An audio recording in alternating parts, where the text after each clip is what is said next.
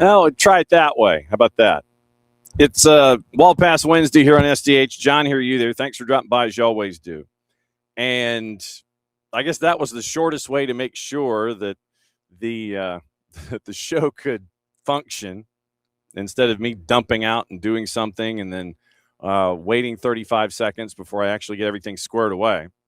So, John, here, you there. It's a Wall Pass Wednesday. And it's kind of a cool Wall Pass Wednesday because of what we've got going on. Obviously, we've got MLS being back, everybody online on a Wednesday. Dylan Butler is going to join us to kick off hour number 2 and our look at everything. All the matches, all the juice boxes, all the refs, all the things, all of that. So that's like hour number 2. That's the monopoly. We do have some news and things that we've got to get into involving stuff overseas. You got Pep Guardiola, you got Tanda Eckert, you've got a lot of newsy news to get into this morning. So we'll get into that, and we might go a little over this morning. I think we probably will, just because of the sheer information, the sheer amount of information that we got. But something really cool coming up in about 10 minutes.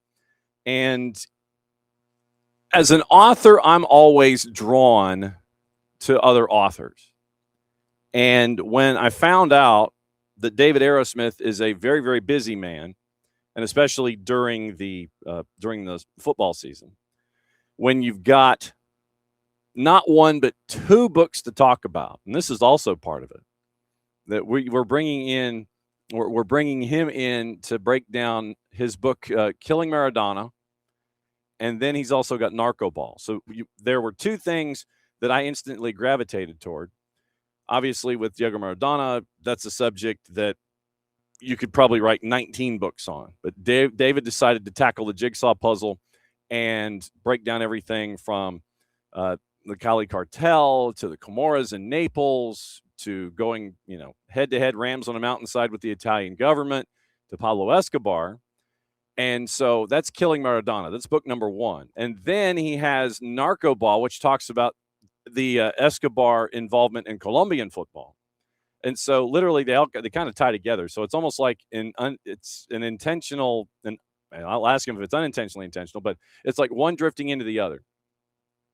And the 2 Escobars for me is one of my favorite ESPN 30 for 30s.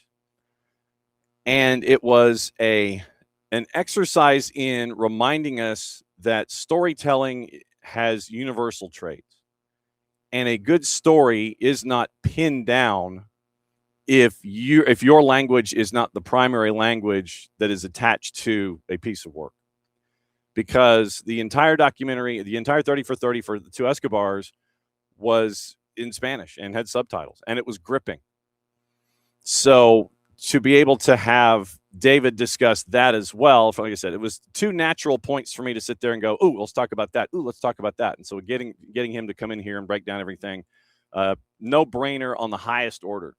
And David has Killing Maradona and Narcoball. We'll discuss that with him coming up here in a little under 10 minutes. He'll be after opening kickoff and all the things as we get you ready. So it'll be David getting you ready for the weekend with the news, Dylan, Major League Soccer, and then you're off and running. So that is the beginning of your Wall Pass Wednesday here on SDH. So very, very cool stuff. And David is not local. I'll tell you that right now. He is not a local guest. So David, I believe, is 5 hours ahead. So for him, it's like early afternoon. He's had lunch. He's ready to go. He's all gassed up, and we'll break everything down. It'll be like 2:15 in the afternoon when we get to catch up with him today. So very, very cool that we're able to catch up with him and discuss his 2 books. And I'll get into, as a fellow author, I wanted to get into the art of the jigsaw puzzle too, and how difficult it is to assemble books like this when your subject matter is, 3 decades old at the least. So that's all part of it too. So David Arrowsmith dropping by in about 5 minutes, and we'll break down everything there. So the rundown is David, kickoff, David, then it'll be getting you ready for the news of the day, Dylan, MLS, and then you're off and running, because tonight it is Atlanta United and it is Charlotte FC. If you missed the interview that we had with Will Palazzi yesterday, the radio play-by-play voice for Charlotte FC, that is up and running on the network. Yesterday we had a super show, and I broke the sound barrier yesterday. 3 hours and 17 minutes, but it was because of all the guests we had. And we're still trying to get caught up from everything that was happening in the cup that the world was chasing. And so if you missed any of yesterday, it's up. I had to cut the show in half to file it to podcast platforms. Trying to cut clips, I had to actually cut the segments first and then put them back in the machine, because our program doesn't take anything 3 hours over. So we caught up on Tuskegee women's soccer, their first year of coming online, and Coach Emmanuel Stevens. The UBPI program with underserved businesses, and getting to find ways to do one of three things: either come online as a business, find a financial path as a business, or you've got your idea and then trying to figure out, okay, is this a right idea? Is this the right path? All that stuff from our friends at Notre Dame and at Morehouse, breaking that down with the UBPI, and I'm trying to work backward. It was KCD, it was Casey White talking about her true matchups in Major League Soccer. Will actually came in at 8:30, which is a half hour, 35 minutes before we normally come on. Braden Dunham was there on the show before they headed down to Mexico to get ready for the U20 championships in CONCACAF. And then we got to break down what it was like here in a host city when it came to the hospitality market and saturation and lessons and economics and all that kind of stuff from our friends at Kennesaw State. So the show got cut in half. So if you're looking for the first half with Will, Kennesaw State, and the economics of the World Cup, and Braden Dunham, that's in part one. Part two is KCD, the UBPI, and Tuskegee. That's in part number two. And then we have individual sections that have been chopped up and all of that. So that, I guess, is technically opening kickoff, brought to us by our friends at Black Pitch Coffee and blackpitchcoffee.com. With Black Pitch Coffee and blackpitchcoffee.com, we start your day with the most important stories in the game, the right way to start your morning. Black Pitch Coffee, part of the SDH community, showing up at events all over Atlanta. Try their home blend made with beans from Brazil and Guatemala. Heavy body, notes of walnut and semi-sweet chocolate, and a rich world-class finish. Opening kickoff, powered by Black Pitch Coffee and blackpitchcoffee.com. Okay. So now it's time to go author to author, and I get to find out what's going on, because like I said, when I saw David's books, I was like, ooh, I got to talk to David. And so magically, there's David. Hello, good morning, John. Good morning, Atlanta, Georgia. Morning. Thank you for dropping by. And there's like 98 questions that I have. So I'm going to try and fine tune it and refine it. And then if my golden retriever brain goes off in other directions, we may just hit them all. Let me go to the absolute genesis of the ideas. What stirred you to write the books on Diego Maradona and the Escobars in Colombia? What brought it in your brain like, ooh, I want to do that?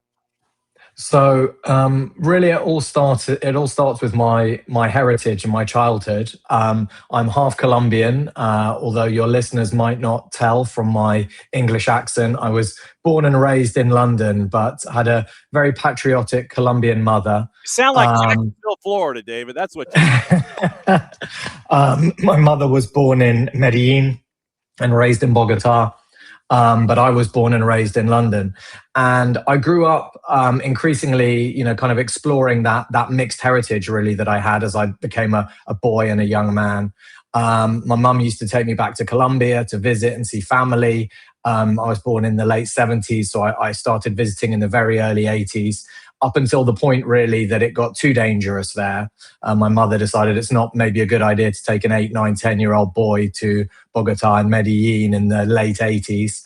In 1988, she took me to my first football match, and it was at Old Wembley in London, and it was England versus Colombia. And it was the first time Colombia had ever played in England and at Wembley, the home of football. And it was a 1-1 draw. And I went with my mum. She bought tickets for me and a bunch of my friends. We were about 7, 8 years old. And we sat up in the gods with all the Colombia fans because she'd bought her tickets as a Colombian. And so we were there, and we saw Andres Escobar score his only ever goal for Colombia. in a 1-1 draw. Carlos Valderrama was playing in midfield for Colombia. The coach was Pacho Matarrana. So I grew up, that was my first football match. I then supported Colombia and England in the World Cup in Italy in 1990, Colombia at USA in 94. And really, I had this kind of traumatic moment for a teenage boy exploring his half Colombian bloodline when Colombia sort of failed so horrifically on the pitch at USA 94. But then even more traumatically when Andres Escobar was murdered back in Medellin just days after they exited the tournament. And I think that just sat with me for many years without me really ever addressing it. And then fast forward to just a few years ago, I'd been working in television for nearly 20 years at that point, developing documentary films.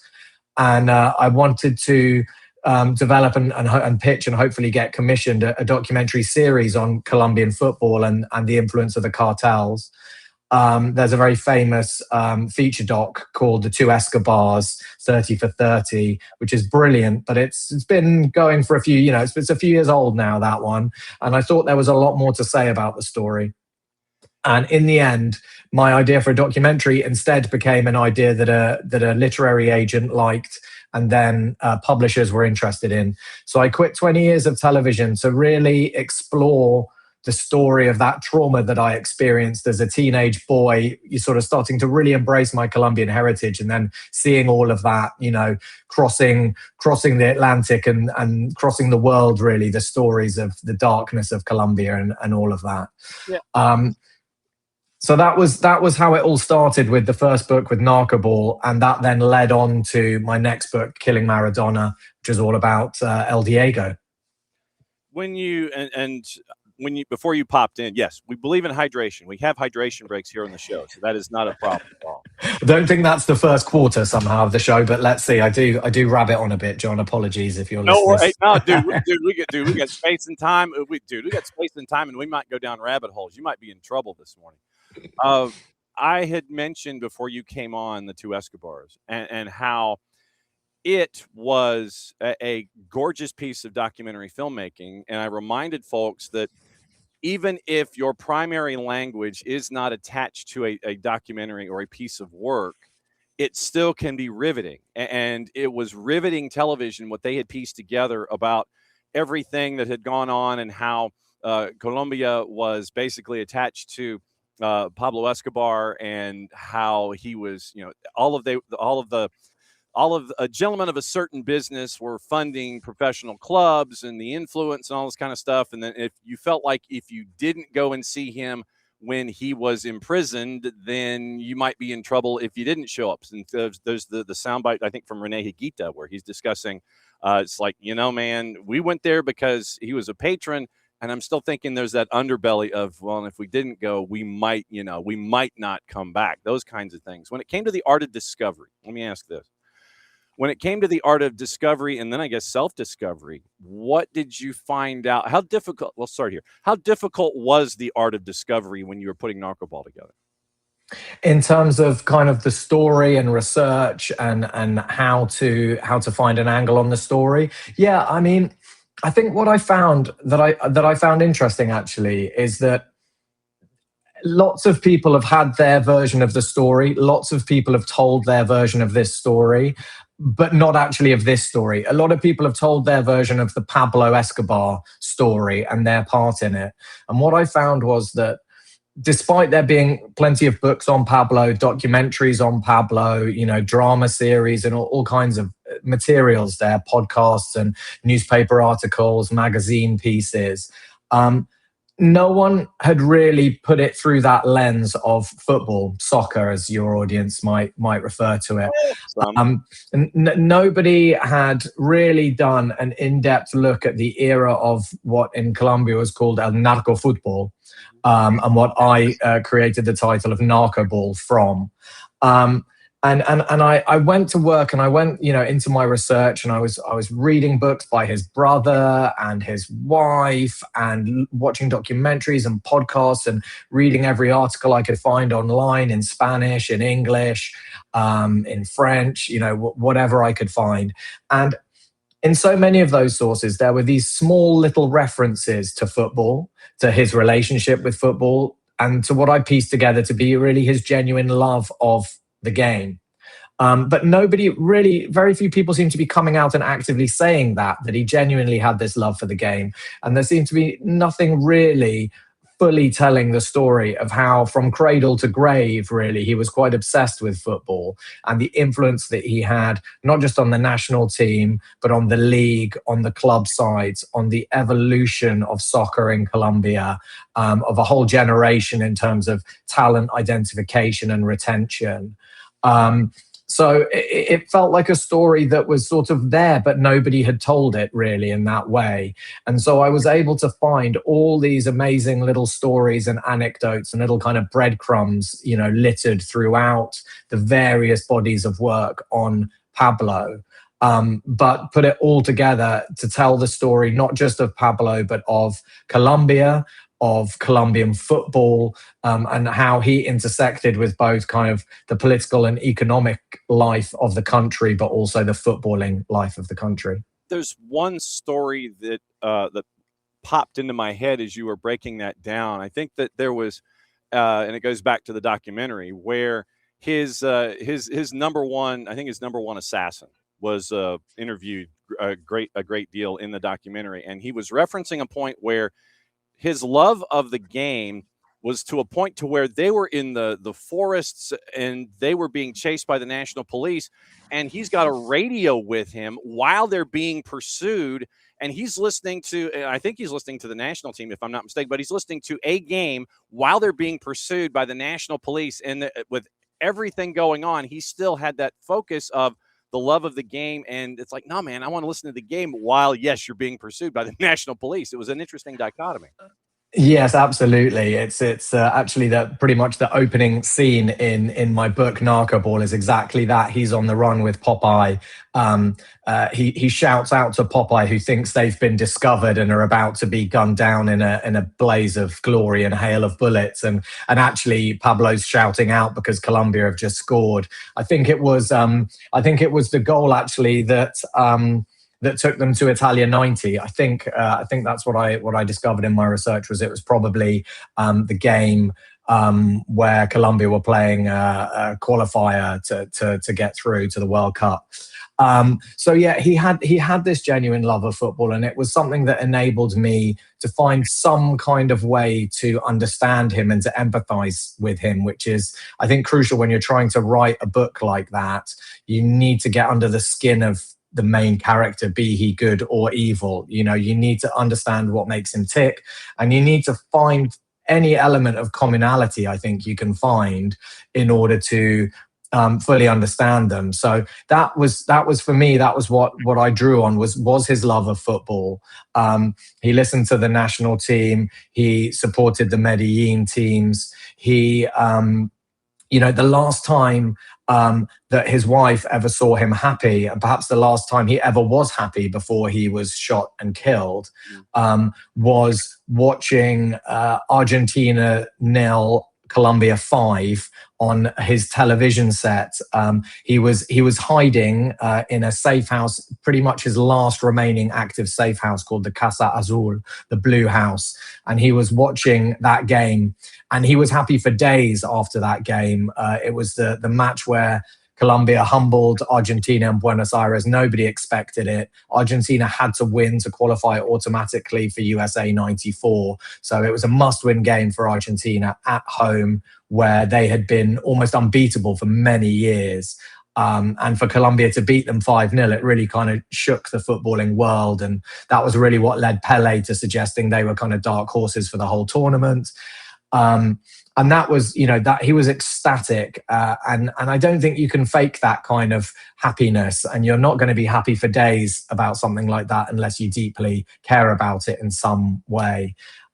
So yes, from almost the moment he was born to almost the moment of his death, football was there, and it was something that he cared about and that motivated him. He grew up, kicking a plastic bag filled with rags around the streets because he couldn't afford a football half the time, and him and his brother would just kick, this plastic bag filled with scraps of clothing in lieu of a soccer ball.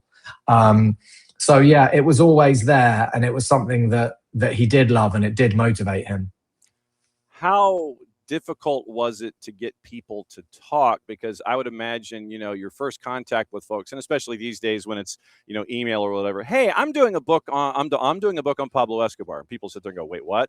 I don't know, I don't know if I can talk about this one. And then you sit there and you follow up. No, it's about the football aspect of it. It's not about the business aspect of it. But how open and honest were folks when they understood where you were coming from?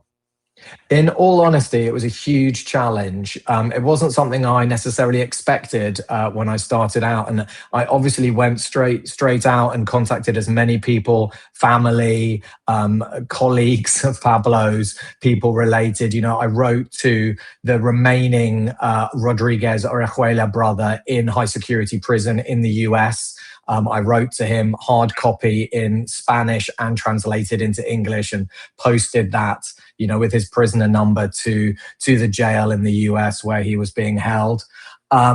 And, the odd person got back to me, but pretty much everybody got back to me to say thanks, but no thanks. And I think there are various reasons for that, all of which I understand. I think for some of them, there may have been some latent fear still there. But I suspect actually more than that, it was a couple of different things. It was for the sort of regular Colombian, I think there's definitely a sense of we've moved on from Pablo. We don't really want to tell this story again. And I think the book really is for everybody else. It's not really for Colombians who lived through all of this. It's for Americans, Brits, Spaniards, French and German readers, Polish readers, who maybe know a bit about Pablo and a bit about Colombian football, but didn't live through it and aren't still dealing with some of the fallout and the stigma associated with it. So I think some of the Colombians I contacted just didn't really want to go back into the past.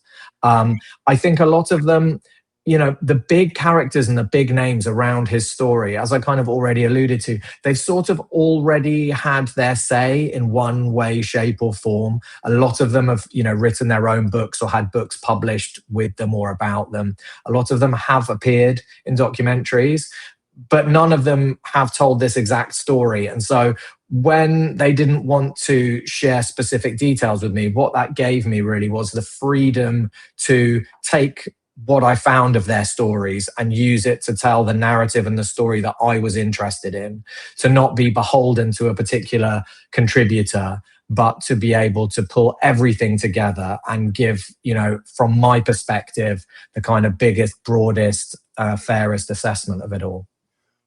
Was there one aha moment for you more than anything else? Was there something along the lines of, man, I didn't even know this is a part of your knowledge base? Obviously going in had one thing.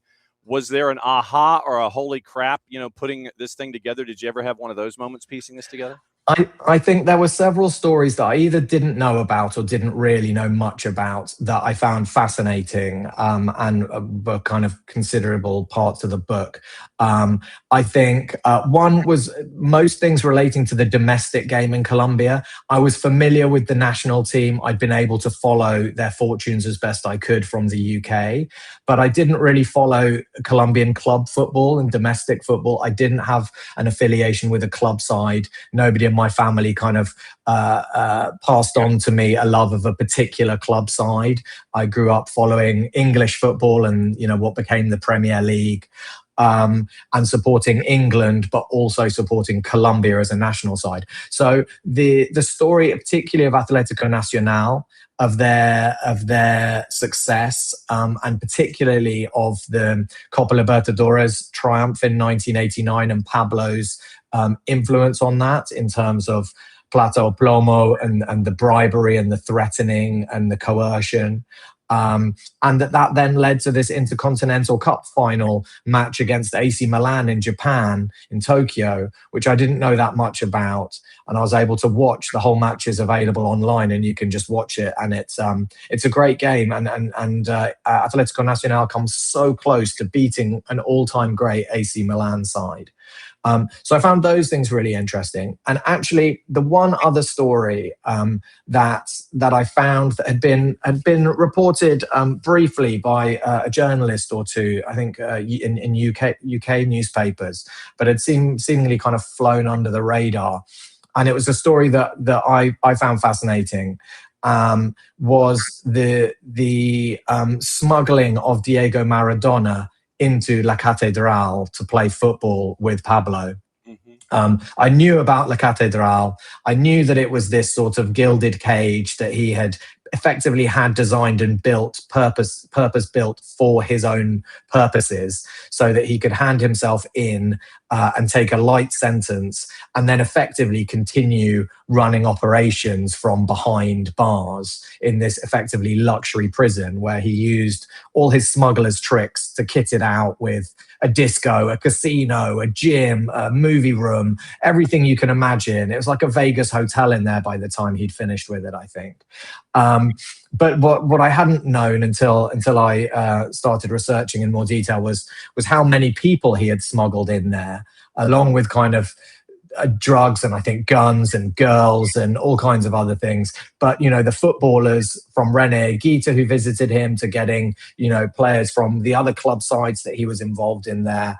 But in particular, this story that he sent somebody to negotiate with Maradona when Maradona was under not quite house arrest in Buenos Aires. He had been suspended from football for failing a drugs test, for testing positive for cocaine while he was at Napoli. He was handed a 15-month ban. At almost the same time, he was prosecuted for possession of cocaine in Italy. He returned to Buenos Aires because he couldn't play football. He was then prosecuted for possession of cocaine in Buenos Aires. And he was stuck in this apartment. If he went anywhere, you know, he got a bit mobbed. He was supposed to be having court-mandated therapy, but he didn't really like it. And then he gets this offer, you know, how would you like a big bag of cash to play football with someone important in Colombia? And so he took the offer. He went to Medellin. He was taken to La Catedral. He met this guy. He claims he didn't really know who he was, but this guy was, you know, this kind of stocky guy, a few years older than him, claimed to be a big fan of Diego. And lo and behold, it was El Patron, Pablo Escobar. And they play this game in the prison football pitch that, of course, Pablo has made sure was installed, because he had a football pitch everywhere he did his business and everywhere he went. And then Diego gets the offer to stay on and party, and a bevy of beautiful ladies appears miraculously out of nowhere. He has the time of his life. He accepts the offer of a bed to rest his weary head at the end of the night. And then the next morning, he leaves Colombia with a big bag of cash for his troubles. And that was a fantastic story. People seem to really love that. And that pretty much directly led to the development of my next book, Killing Maradona. It was the response to that story that led me to think, for my next book, why don't we do something on Diego? It's like you're reading my notes, man. It's like all the transitional elements. It's like you worked in TV before. It's like you know how to be careful. Who'd have thunk it, John? Who'd have thunk it? Careful. I don't want to spit take to destroy your computer or your camera now. So let me know if I need to stop a punchline. There's been a lot of stuff posted wherever about Diego. And you take that one story from Narcoball leads to Killing Maradona. Was there any blending? Were you having to do two projects at the same time? Or was it like, okay, I hit my stopping point here. This one's put to bed. Narcoball's put to bed. I'm going to Killing Maradona. Was there any crossover in these two? No, there was a bit of a gap. You know, the way publishing tends to work is it's not easy to get another book away while they're still waiting for your first book to actually go out and see the sales figures and all of that. So I had a bit of breathing room when Narcoball was first published. And then when it came out, then within a few months, I started pitching new ideas to my publisher. And I pitched several different ideas. But the one that everybody got behind was the Maradona story. So it was probably nearly a year after I finished writing Narcoball that I started in earnest writing Killing Maradona. So there was a bit of clear water there, which is quite nice. As a writer, you need a little bit of time, I think, to let things settle and recharge and go again. Well, you say that, and for me, it's like you put a project to bed as a book, and then you start thinking about the next one, and then because I'm completely and totally paranoid when I'm piecing the jigsaw puzzle together, I'm like, oh crap, I forgot to mention this about the previous book. Do I need to go back, and do I need to fix this one and still work on this one? So for me, it's hard sometimes to let the past project go, but at least for you, the end of the first book leads you in to help you fill in the corners of that 500-piece jigsaw puzzle of the Eiffel Tower that you're piecing together. Yeah, absolutely. I think I know exactly what you mean. And, I've been speaking to people about the timelines for writing books recently. And, the fact that there's always more research that you can do. There's always more work that you can do. But at least if you've got a deadline and you've got a timeline, then there comes a point where you just have to draw a line under it and say, I have to get writing now. I'm not going to hit my deadline. I've got to write 80,000 words, 100,000 words, whatever it is. Yeah, I'm not too bad at leaving it behind. I think, once it's done, it's done. There's always things you think, I could have told more of that story. I could have done more research there. I could have changed this. There's always even the odd mistake creeps in, whether it's a typo or whatever it might be. And you just have to... You have to try and have thick skin and live with it. It's really hard. It's painful. But, you look at the body of the work and you go, overall, am I proud of it? Does it do what I want it to do? Do people enjoy it? I wanted to write books that I thought people would find really entertaining. Coming from that TV background, I always, I grew up through my career understanding, I hope, that idea that what you want is for people to learn by stealth. You want people to get smarter without realizing necessarily that they're getting smarter. They enjoy something, and then at the end of it, they realize, oh, I've actually learned something, and I can go and tell my friend at the bar or whatever this great story that I learned from watching this documentary or from reading this book. And so I wanted the entry point for these books to be not really about, journalism and research and facts and, although it has all of that, I hope, but really to be about a big, exciting, broad topic and subject with a real kind of narrative to it, a real human emotional core to it that just means it should feel like reading for fun and reading a bit of a thriller or a bit of an entertaining, romp.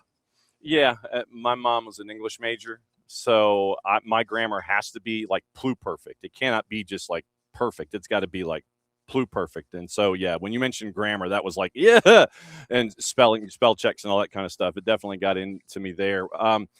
When you were piecing this one together, I mean, there's a lot of material to go from all of the different stops on the CV. What ended up on the cutting room floor? What could end up as almost like the pickup point if you wanted to do a volume 2? Because I know that you hit a couple of different points in a couple of different countries, but what didn't fit in the jigsaw puzzle that you wish did when it came to Killing Maradona?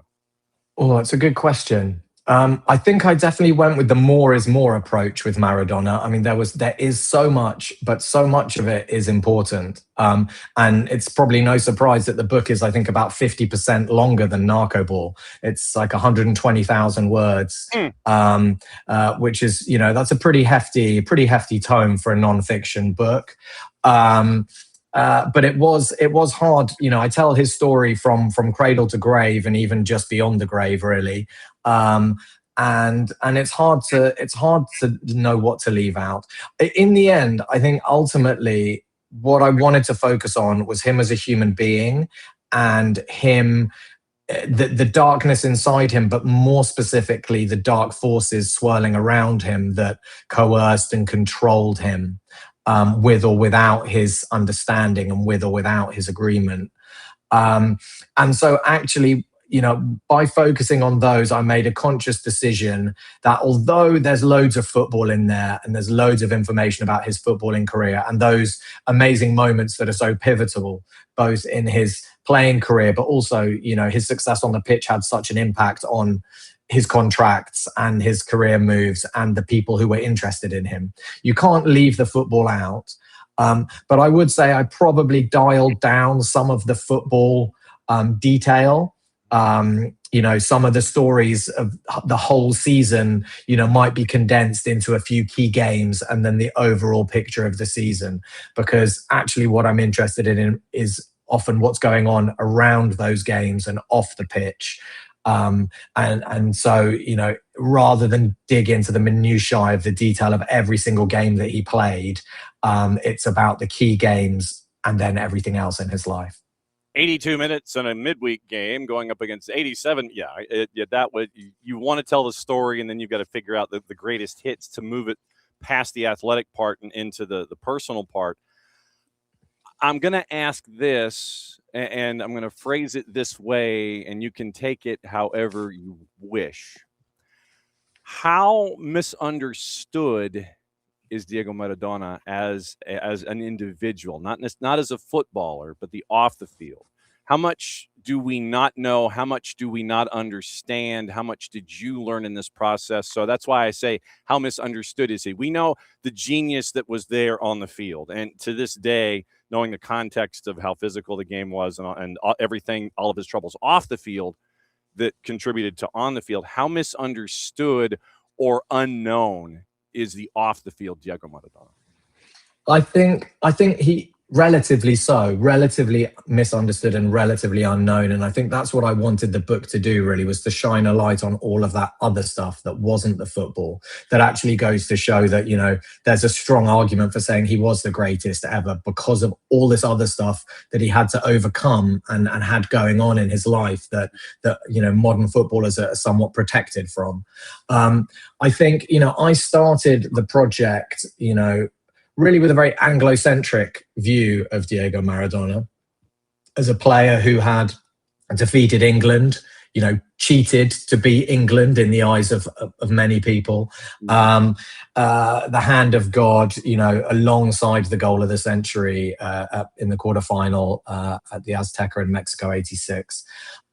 So I was kind of coming at it as almost as a British, author more than, say, a Colombian author, somebody who grew up here, who watched that game, here in the UK, and where, and was here, when the news was reporting that, when the newspapers were reporting that. You very much get that Anglo-centric post-Falklands, view.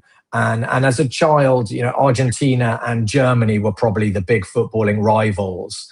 And so when I started the project, he was kind of this almost pantomime villain, really. He was the hero of Argentina, but he was definitely a bit of a villain for most people in the UK, I think. And actually, the process of researching and writing the book, really brought me round to having a huge sympathy for him and really to appreciate having that deeper understanding of everything he battled against, fought for and fought against. He was not a perfect man by any stretch of the imagination. He had huge flaws, and a very complicated personality in many ways. But I think until you see the full context of everything that he had thrown at him from childhood, to his death, it's very easy to just look at what he did on the pitch and then perhaps look at some of his misbehavior off it and around it and just sort of call him a tortured soul and a kind of flawed genius. But when you actually look at the level of power and coercion and control and manipulation that was swirling around him from huge, powerful entities and bodies that were potentially much, much bigger and more powerful than him. And like I say, I think sometimes he went into that willingly or knowingly. Sometimes he kind of deliberately turned a blind eye. And I think other times he was a bit naive to some of that and perhaps a bit misdirected in thinking he knew, the true enemy or really what was going on.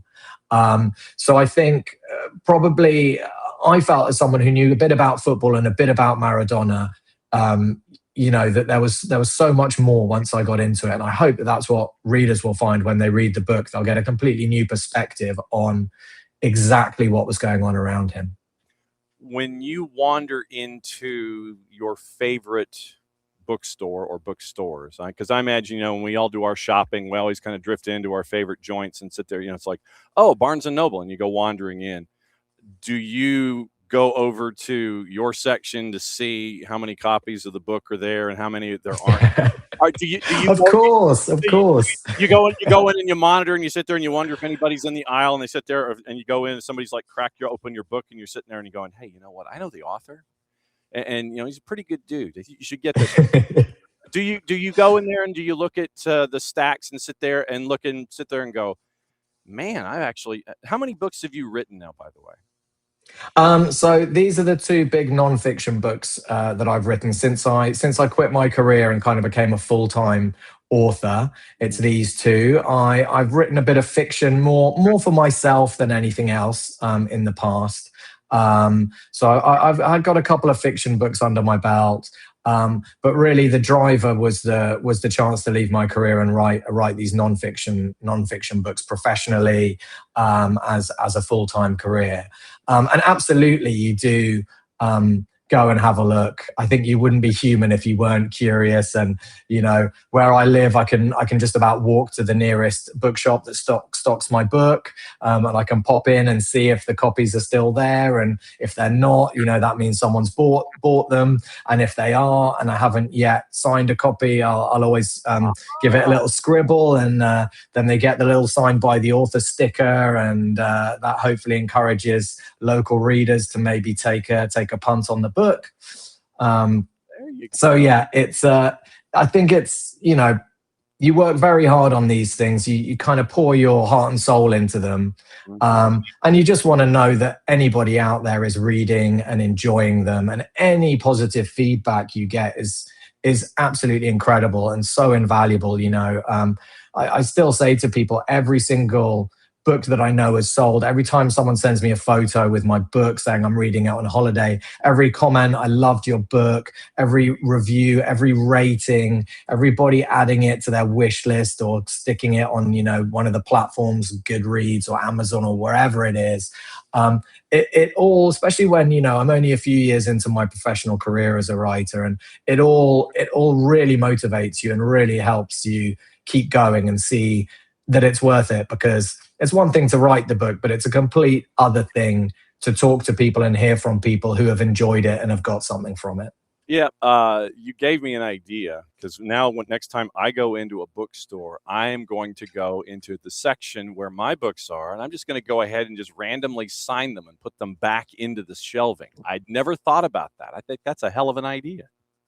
I think it really helps. Like I say, one of the big book chains here, Waterstones, have stocked my books, and I did a local event at one of their branches, and it really seems to make a difference, especially when you've got a good local reading market.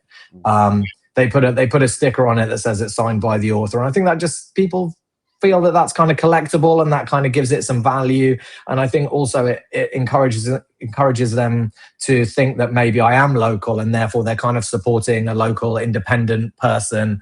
So yeah, it's really nice. And yeah, any positive feedback, you're obviously going to occasionally get some negative feedback, and you have to learn to just kind of roll with that. Yeah.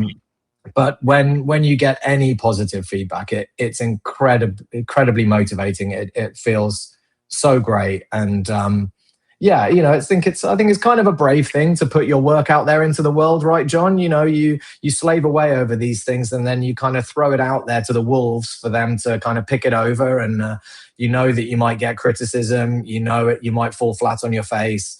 And you've got to kind of be a big brave boy and hope that it flies rather than falls. So yeah, it's scary, but it's also fantastic when it goes well. Yep. So what's next, huh? So now that you get these two, what's the next one? Come on now. Yeah.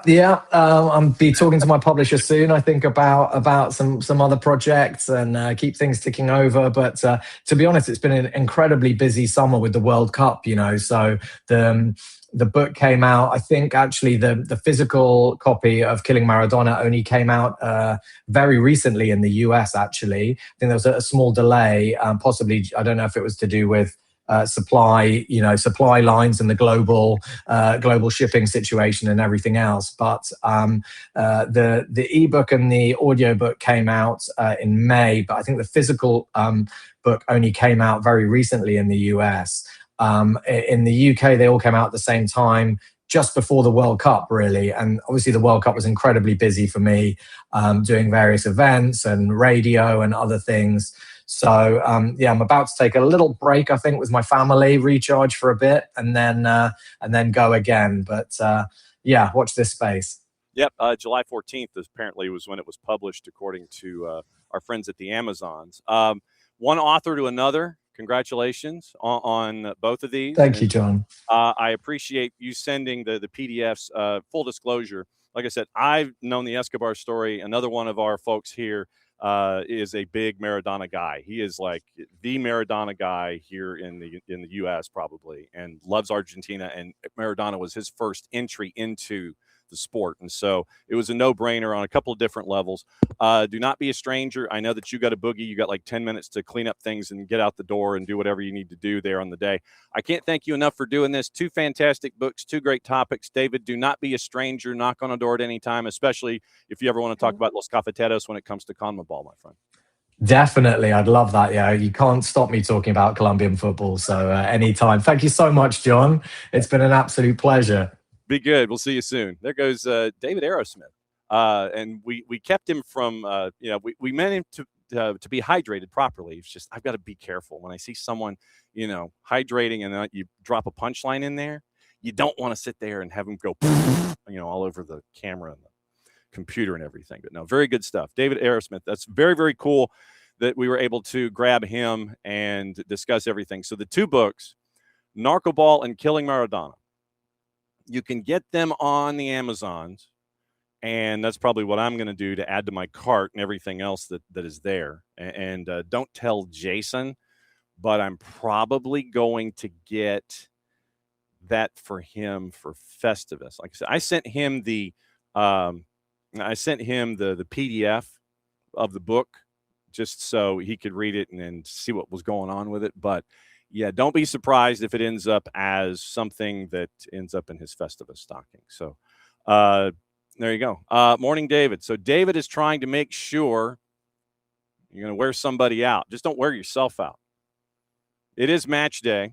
Need to wear out a small child, so she's sleeping before kick. And it's probably going to be a later kick, which will buy you some time because it's big FOX, so that means it's probably 8:25 as opposed to 8:10 because they've got that double header. So that's part of the day. Let's get into the news before Dylan joins us at 10 o'clock and goes through everything in Major League Soccer, or at least this will be our first foray into the news. And that will get everything rolling when it comes to everything going on. And so probably the biggest thing to get into is stuff that happened overnight. And it has to do with Thanda Eckert. And there has been a decision by the FA on his more recent activities and how they will be going forward. Here's the latest from our friends from Sky, if I can find it and hit the button correctly. So here we go. Now to some big breaking news regarding Southampton's Spygate scandal. The club have confirmed that head coach Thanda Eckert has been charged by the FA. He is charged with 3 breaches of FA Rule E3.1 in relation to misconduct between December 2025 and May 2026. The FA say it's alleged that the head coach acted in an improper manner and or brought the game into disrepute by directing and or authorising the observation of training sessions of Oxford United FC, Ipswich Town FC and Middlesbrough FC ahead of fixtures between these clubs and Southampton FC in December 2025, April 2026 and May 2026 respectively. Eckert has until Tuesday to provide his responses. Now, some context here. Southampton were expelled from the Championship playoff final in May by the EFL after they admitted to spying on 3 clubs during the season after they were caught observing a Middlesbrough training session at the first leg of their playoff semi-final. The EFL charged Saints after it was later found they'd also observed sessions involving Oxford, Ipswich Southampton will also start the upcoming season on -4 points as part of the EFL's punishment. And Southampton have released this statement. Southampton Football Club and the first-team head coach Tonda Eka acknowledged today's charge from the FA relating to the breach of Rule E3.1. Tonda and the club will continue to cooperate fully and openly with the FA. Our focus remains on preparations for the 2026-27 Championship season. The club remains fully supportive of Tonda and his staff as we work towards our ambition of returning to the Premier League. We are unable to comment further while the process remains ongoing, but we will provide an update to supporters as soon as we are in a position to do so. And so that's the latest out of Southampton. And Tonda Eckert has accepted full responsibility, in quotation marks, after he initially didn't. So sending club staff to observe training sessions on 3 opponents. And the thing is that they weren't even all that successful. I think they only won one of those 3. I think it was a win, a draw, and a loss. That they weren't even all that successful in it. So accepting full responsibility, sending club staff. They have until the 28th. So basically it's 6 days to come up with an answer. So the serious violation is on the board. Eckert apologized to fans. Dragan Solak, the Southampton owner, has said he wants Eckert to lead the club into the Premier League, wants to close the chapter, look ahead together as one, quoting, including Tonda and his staff. Saints, once again, we mentioned the 4-point deduction. In 2019, you'll remember, and this was part of the defense for Southampton, was the Marcelo Bielsa spying, and that was when he was manager at Leeds. Formal warning to Leeds and to the club analysts for spying, but the governing body said they would take appropriate action should further evidence of this nature come to light. And so that was the defense that was there by Southampton at the time. Well, you only gave Leeds a warning, and then you had the hour and 40-minute PowerPoint presentation by Bielsa. You didn't have that in this case with Tonda Eckert. So Tonda Eckert, once again, could be hit with a 1-year ban if, with the three counts of misconduct. And so you could a range of punishments, but a 1-year ban could be a part of that. So keep an eye on that with Tonda Eckert. Italy. Financial exceptions have been made for Pep Guardiola to become the next Italy head coach. From PA Media, that's how they framed it. Financial exceptions, in quotation marks, are in place to allow him to become the next head coach, according to the FIGC's president, Giovanni Malago, and free to take up another job since his time at Manchester City has ended.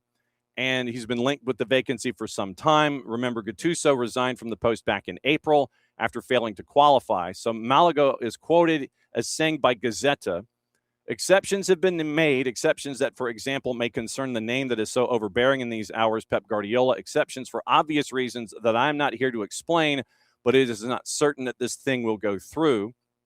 Roberto Mancini and Andrea Pirlo are the other reported candidates for the vacancy. Asked if Guardiola, Mancini, and Pirlo were the only names on the short list, Malago added, absolutely not. Quote, we think about a certain profile, and certainly these names fall into that category. So apparently the FIGC is ready to make any kind of financial exception humanly possible to try and see if they can get Pep Guardiola in. Matt Hughes and Will Unwin at The Guardian. It has been announced that, or put out publicly, that Amazon's founder Jeff Bezos has held talks about joining the consortium seeking to buy around 30% of Liverpool from FSG. The group, led by former QPR co-owner Amrit Bhatia, has made a provisional offer of £1.35 billion to buy a stake in the club from Fenway Sports Group, talking to other potential investors over supplying funding. Bezos' personal fortune, according to Forbes, is around $257 billion, fourth richest person in the world. He recently explored bids for the Seahawks and the Commanders without completing a deal. Sources with knowledge of the talks have indicated any deal with Bhatia's consortium would see Bezos receive equity in Liverpool. And he relinquished day-to-day control of Amazon when he stepped down as chief exec 5 years ago. And Amazon had live UK rights for 20 Premier League games each season for 6 years until the end of last year, broadcasts of the Champions League in European countries as well as the NFL. The Bhatia bid for Liverpool, understood to value the club at around £4.5 billion, higher than the valuation of Manchester United when Sir Jim Ratcliffe bought a quarter of the club 2 years ago. Baccia is believed to have secured financial backing from his father-in-law, Indian steel magnate Lakshmi Mittal, whose family wealth is estimated around £23 billion. Baccia was a director and a co-owner of QPR until yesterday, when he transferred his shares to fellow owner Ruben Nanalingam to pave the way for the consortium's prospective investment in Liverpool. FSG spokesperson confirmed the talks. FSG previously sold 3% of the club to the U.S. private equity firm Dynasty Equity in 2023. A spokesperson for Baccia declined comment. And I think I'm still listing myself as from Sky Sports News, which is no longer the case, considering that soundbite is aired already. So you've got Bezos looking to buy into the consortium for Liverpool, and you have Pep Guardiola possibly being a part of the Italy future going forward. All right, so it is the beginning of hour number 2, and it is that time where we catch up with our friend Dylan Butler. We bring in Dylan Butler because it is time for the hydration break. It's hour number 2. We got to get things moving here. So hydration. Oh, he's a dad today. Okay. Every day. Mm-hmm. Brought to us by our friends at local Vine Beer, Wine, and Liquor stores, 2 locations in and around the Atlanta area, Johns Creek and Cumberland, right there at the corner of Cumberland Parkway and Cobb Parkway. Thanks for being great partners and friends with us here at SDH all year long here in 2026. So when are you on the desk? When am I not on the desk? That's absolutely true. Yes, absolutely true. I actually currently, but also tonight and Saturday. Okay, so you've got all 47 games today, and then yes, all 47 on Saturday. Yeah. Oh wow. When you are on the desk, and technically, as you say, you're on the desk now until the end of time. For those that may not quite understand the labor intensity of what you're trying to do on a match day. What do you do over at MLSsoccer.com so folks can stay as up to date as humanly possible? What is your work? What is it would you say that you do here? But because it's is it updated? No, just quoting Office Space there. What do you do here? So on a match night, there are I'm one of the editors, and there's a few editors, and we generally share. So we have editors and we have writers, and the editors kind of dictate the storylines, right? Like obviously with feedback from the writers as well, but we're looking for the most pertinent league-wide sort of news that would resonate to share, and that could be an incredible goal. It could be a big moment in a matchup. Could be a rivalry game. Obviously, this league has multiple different angles. It could be a debut, like we might see tonight. Right. So, or a couple of debuts tonight. So that's part of it. And then there's like kind of, inside the weeds, kind of some ideal at some of the video elements. So just making sure things are tagged correctly and making sure they're titled correctly, and then kind of putting like a little witty headline on a golazo or a moment like that, if you will. And I mean, and it is really no rest, head on a swivel until, and just because a match ends at 11, 11. It starts at say 10:30 East. You're not done at 1 a.m. because if you're the major domo, then you've got to make sure everything's put to bed, both figuratively and literally. Everything is still correct. And so, I mean, you're talking what, late nights out in the West? You're probably talking what, 2 a.m. wrap up?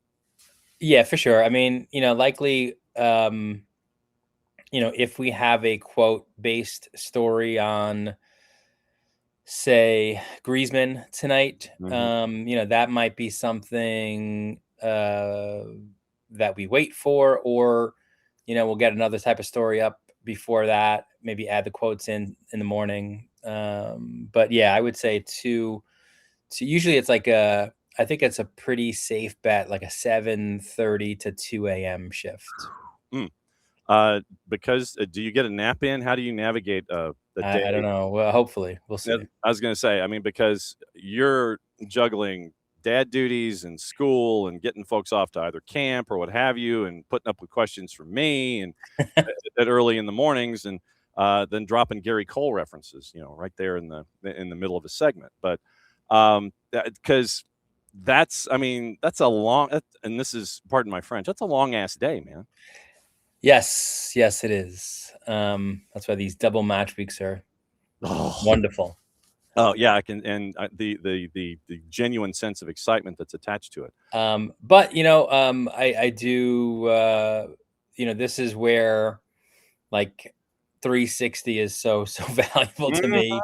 Because I don't need to worry about trying to watch multiple matches. We didn't have that last week in the abbreviated MLS return, so I had one match on the TV, one on the phone, one on the computer. So yes, 360 is a lifesaver for the work that I do. Yes, and I can relate because I'm right there with you. I literally have 360 on the big 55, then everything else is over in here. We are looking at a couple of big debuts. Yeah. We almost had a big debut, but wildfires took priority, as they should. Oh, they were horrible. We had the residuals up here. Yeah, you do. Yeah, until the Russian weather machine took over and cleared everything out for the World Cup final. Yes. I mean, it was you had everything there in the Northeast, and then Chicago was supposed to unveil Lewandowski.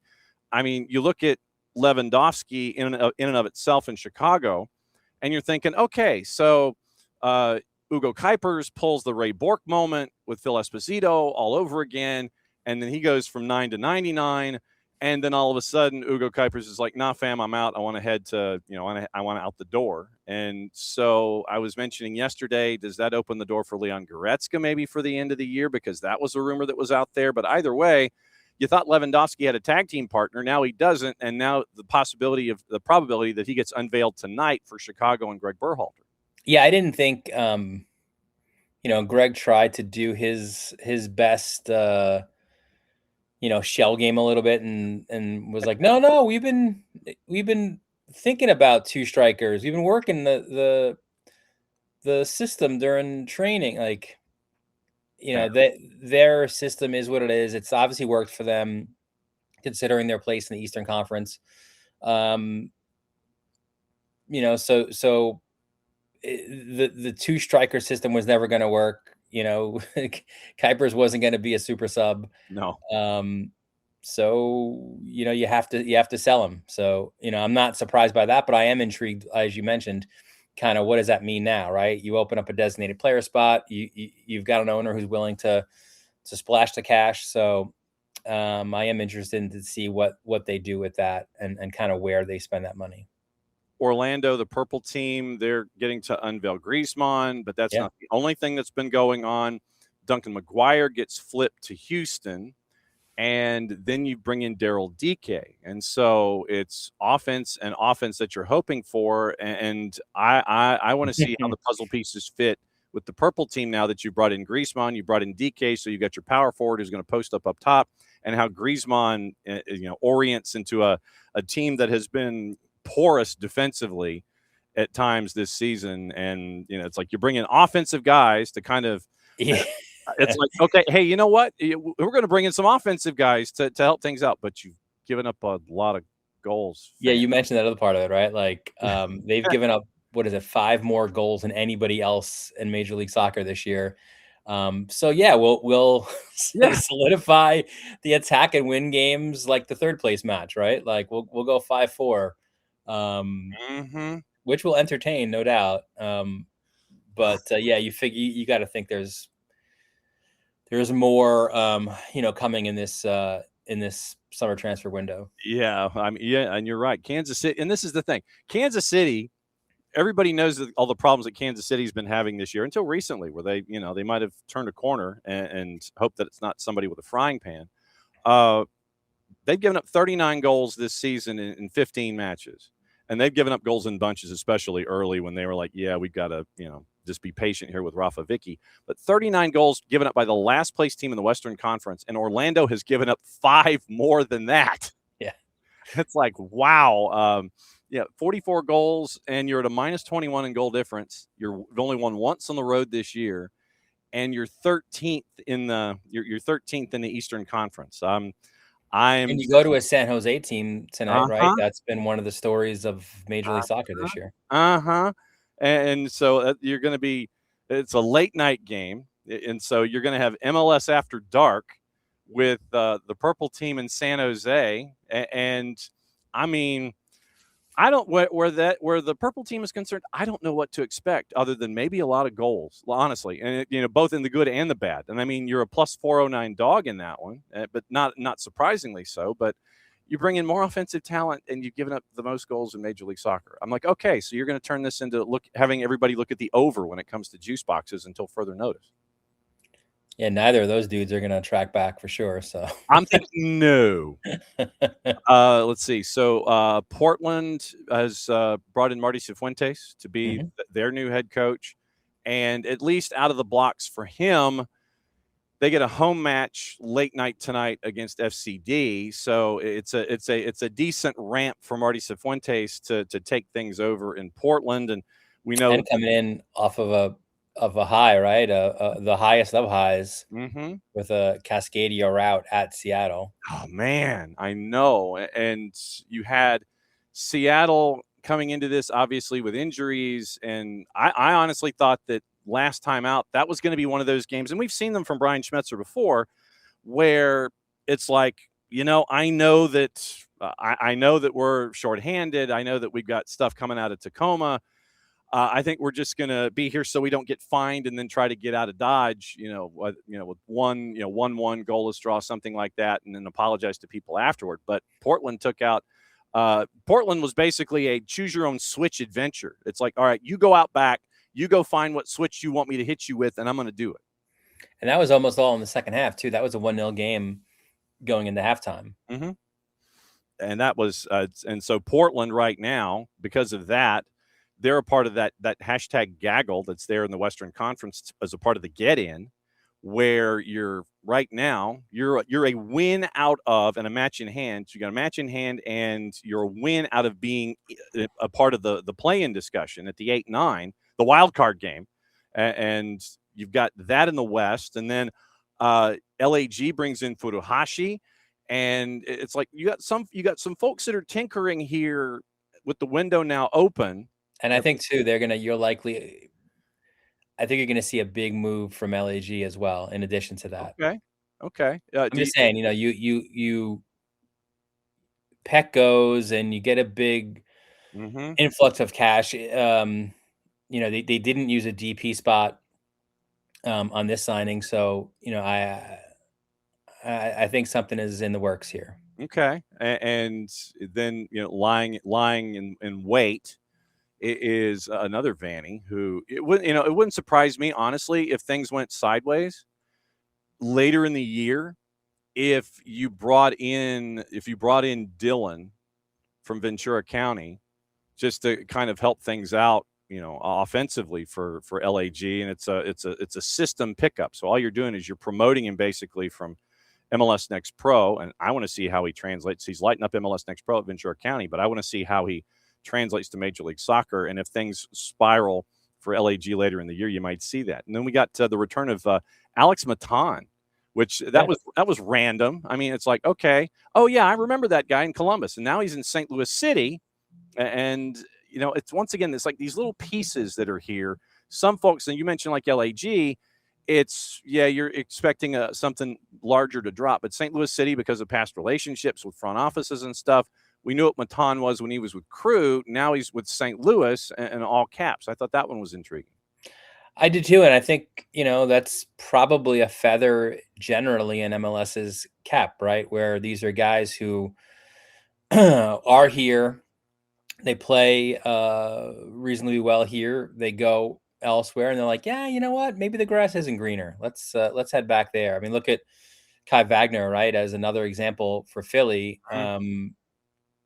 That's great that they get him back. I mean, look, they need a ton of help, obviously, but when he left, and certainly now, I mean, he's their best player. He's in his position one of the best in the league, has been the entire time he was there. So now DK, as you mentioned, coming back as well. So it's interesting to see these guys returning.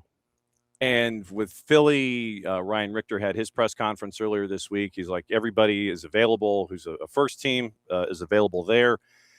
You got to insert Kai Wagner into that lineup. I mean, right now, with how things started with Bradley Carnell, it has gone off the rails, and they've got to bring in the safety inspector to the roller coaster just to see how bad things have been. I mean, one win in their first 15. You got to be reminded of stuff like that. One win in their first 15 for and Orlando has given up more goals than that team too. Yeah, by 14. 14 goals, man. It's just it's, with Philly, I look back and we talked about it with Bradley Carnell.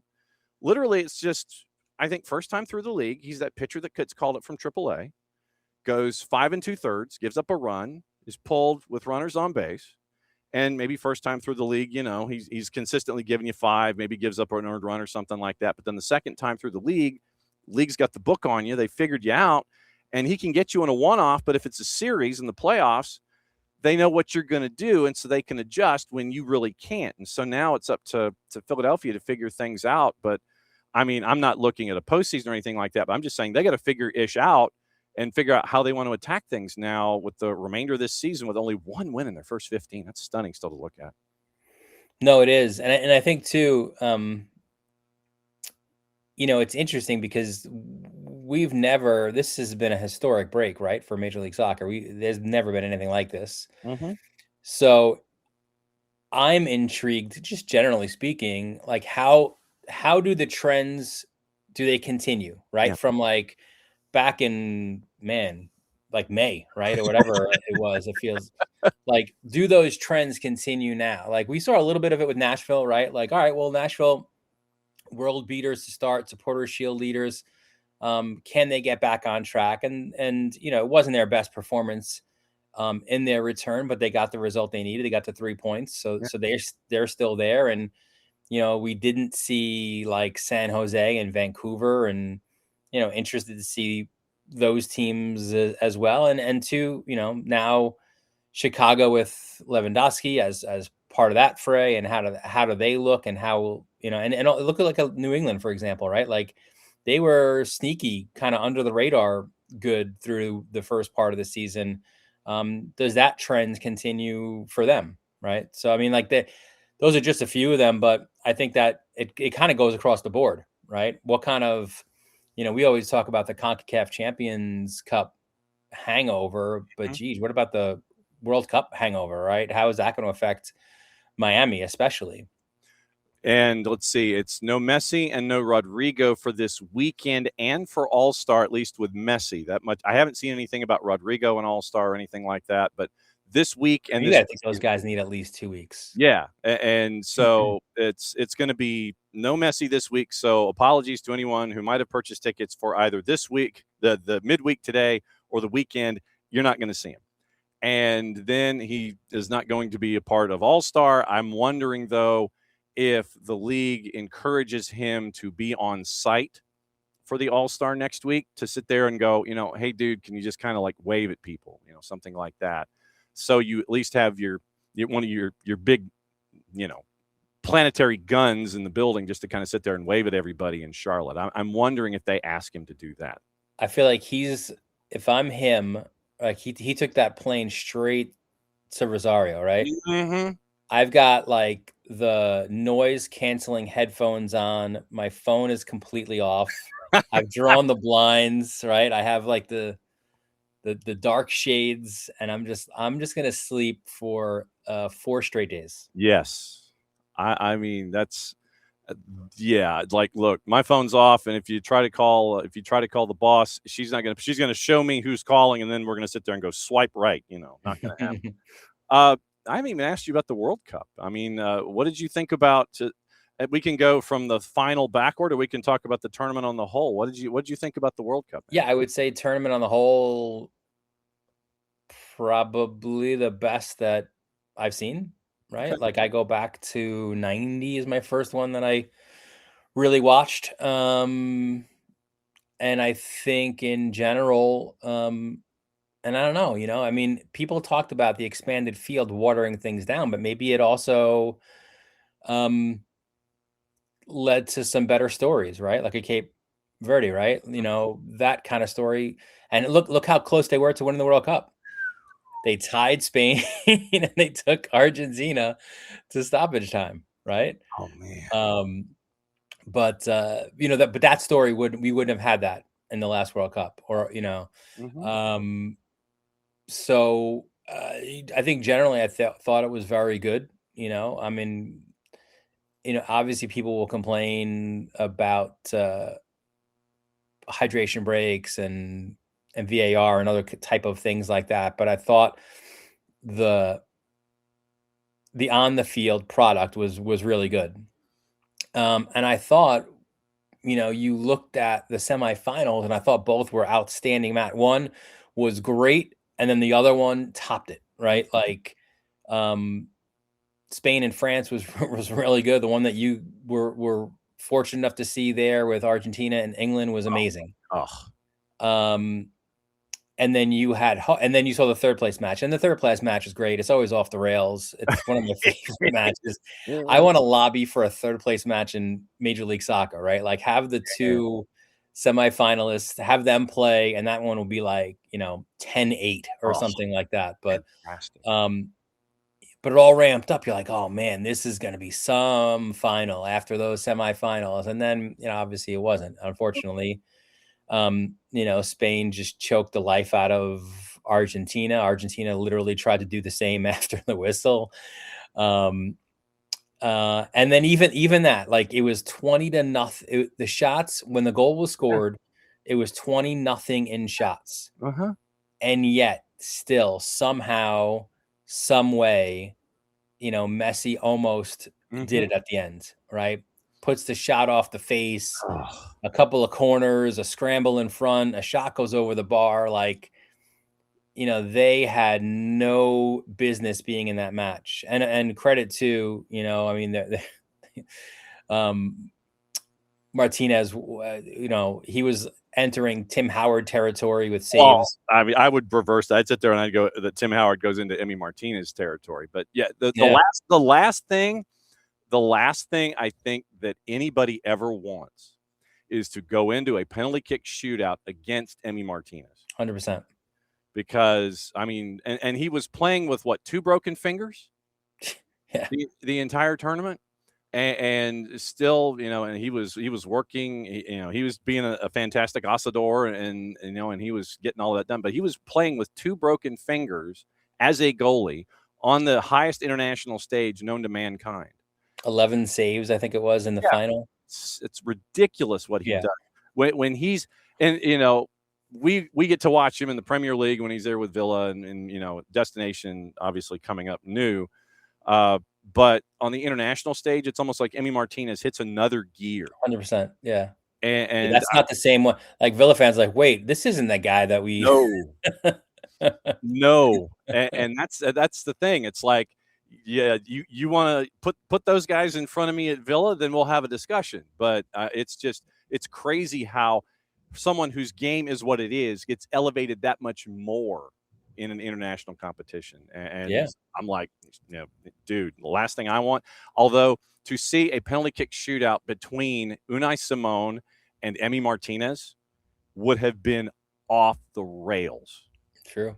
And that would have been fantastic. But yeah, to your point, I know a lot of folks were sitting there and they were squeamish about the field of 48, and we would not have gotten DR Congo. We would not have gotten Cabo Verde. We would not have gotten 9 of the 10 teams from African qualifiers making it into the knockout stages.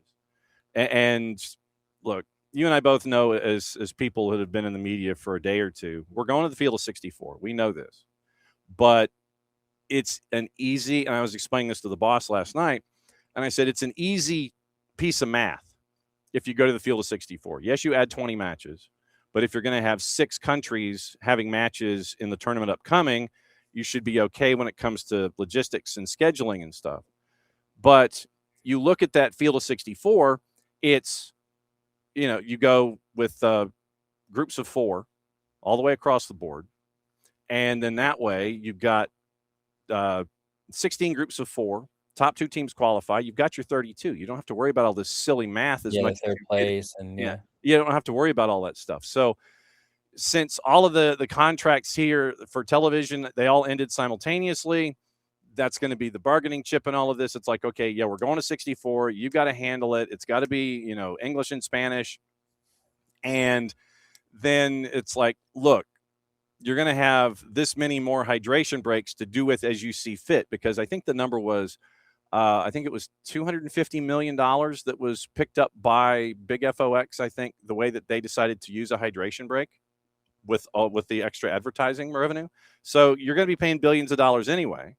So this will be a way to get some of that back by having more matches and more hydration breaks, et cetera. So, I mean, look, we know it's coming. Just don't have like early round stuff in Dayton. Don't do anything on a Tuesday in Dayton, Ohio before you go into the tournament, wherever that's going to be. Those numbers too, right? For the final, was it a combined 64 million maybe in the States? 66. 66 $66 million with Telemundo and with Big FOX. Big FOX peaked in the 40s.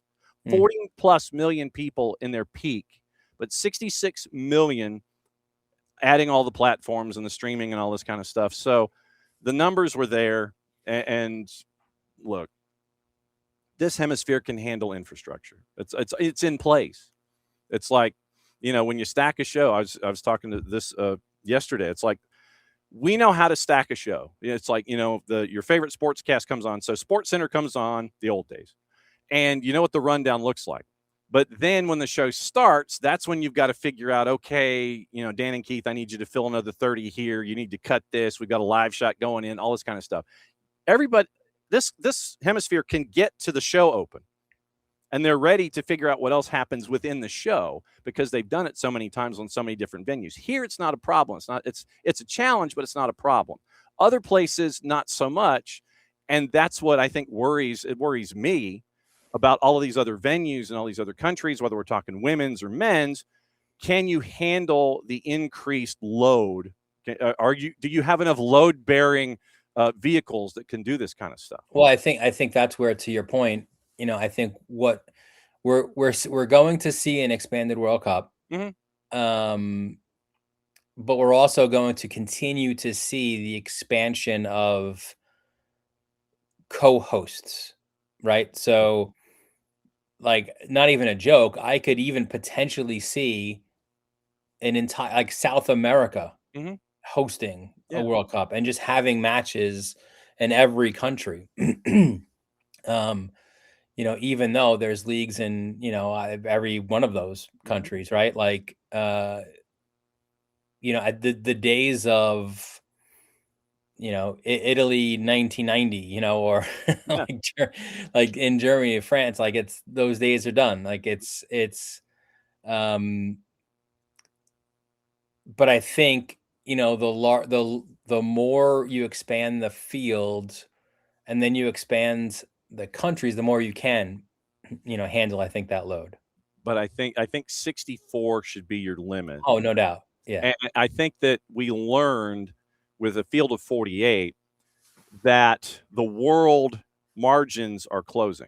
It's not something, and we were talking. That was the worry, right? Like, people were saying, oh man, you expand it, we're going to have 10-1 scores in the group stage, and that didn't happen, right? Like, Cape Verde is like, hang on, we're going to tie the eventual champion. Yeah. I mean, you had Curacao, Germany, which was 7-1. But you had that moment in Houston where literally, it was WrestleMania 18. It was literally the Rock and Hogan. Curacao scores to tie it at 1. Everybody started rooting for Curacao that was a neutral in that building.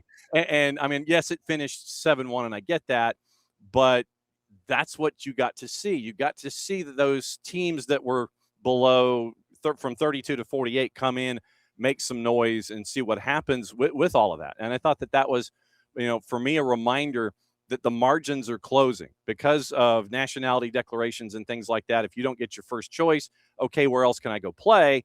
And DR Congo is an example of that, because you had Vissa and Wan-Bissaka and Axel Tuanzebe. You had 2 Premier Leaguers for DR Congo starting on your back line. Yeah. So it's not like, they're coming in from, the Kazakhstan Premier League or something like that, and being flown in to be a part of the back line for DR Congo. But to see in Algeria, to see a Morocco continue to grow, to see everything on the African continent grow, to get all of this impact. Anybody that thinks that the world still has gap space, yeah, that might be true, but it's not as big as you think. And you got to continue to sit there and navigate it as best you can. This week, Pochettino is supposed to announce one way or the other. What do you think? I think he goes. Okay. All right. Because you'd have to stay. For me, if you're staying for the cycle. You're staying for all 4 years. And I know that he wants to get back into a big ticket item, to be a coach in the actual individual teams instead of national teams. But yeah, I mean, think about it too. Look, it's a unique pressure to coach a national team hosting a World Cup, right? Like an immense amount of pressure. But yes, that said, he didn't have to worry about qualifying, right? Yeah. Like, this is now where, and granted, again, to your point, it's going to expand. It's going to be easier for the U.S. to qualify, but it's not so much fun to go to Honduras on a hot Wednesday afternoon. I don't know. Oh, brother. Whatever other job is, staring him at the face, probably has some sexier destinations than that. Yeah. I mean, you get to sit out a year, or you get to sit out till Christmas time, and then Boxing Day, and everybody starts freaking out, and then jobs get back open all over again. Exactly. All right. So when do you actually start on the desk? 7:00, shortly before?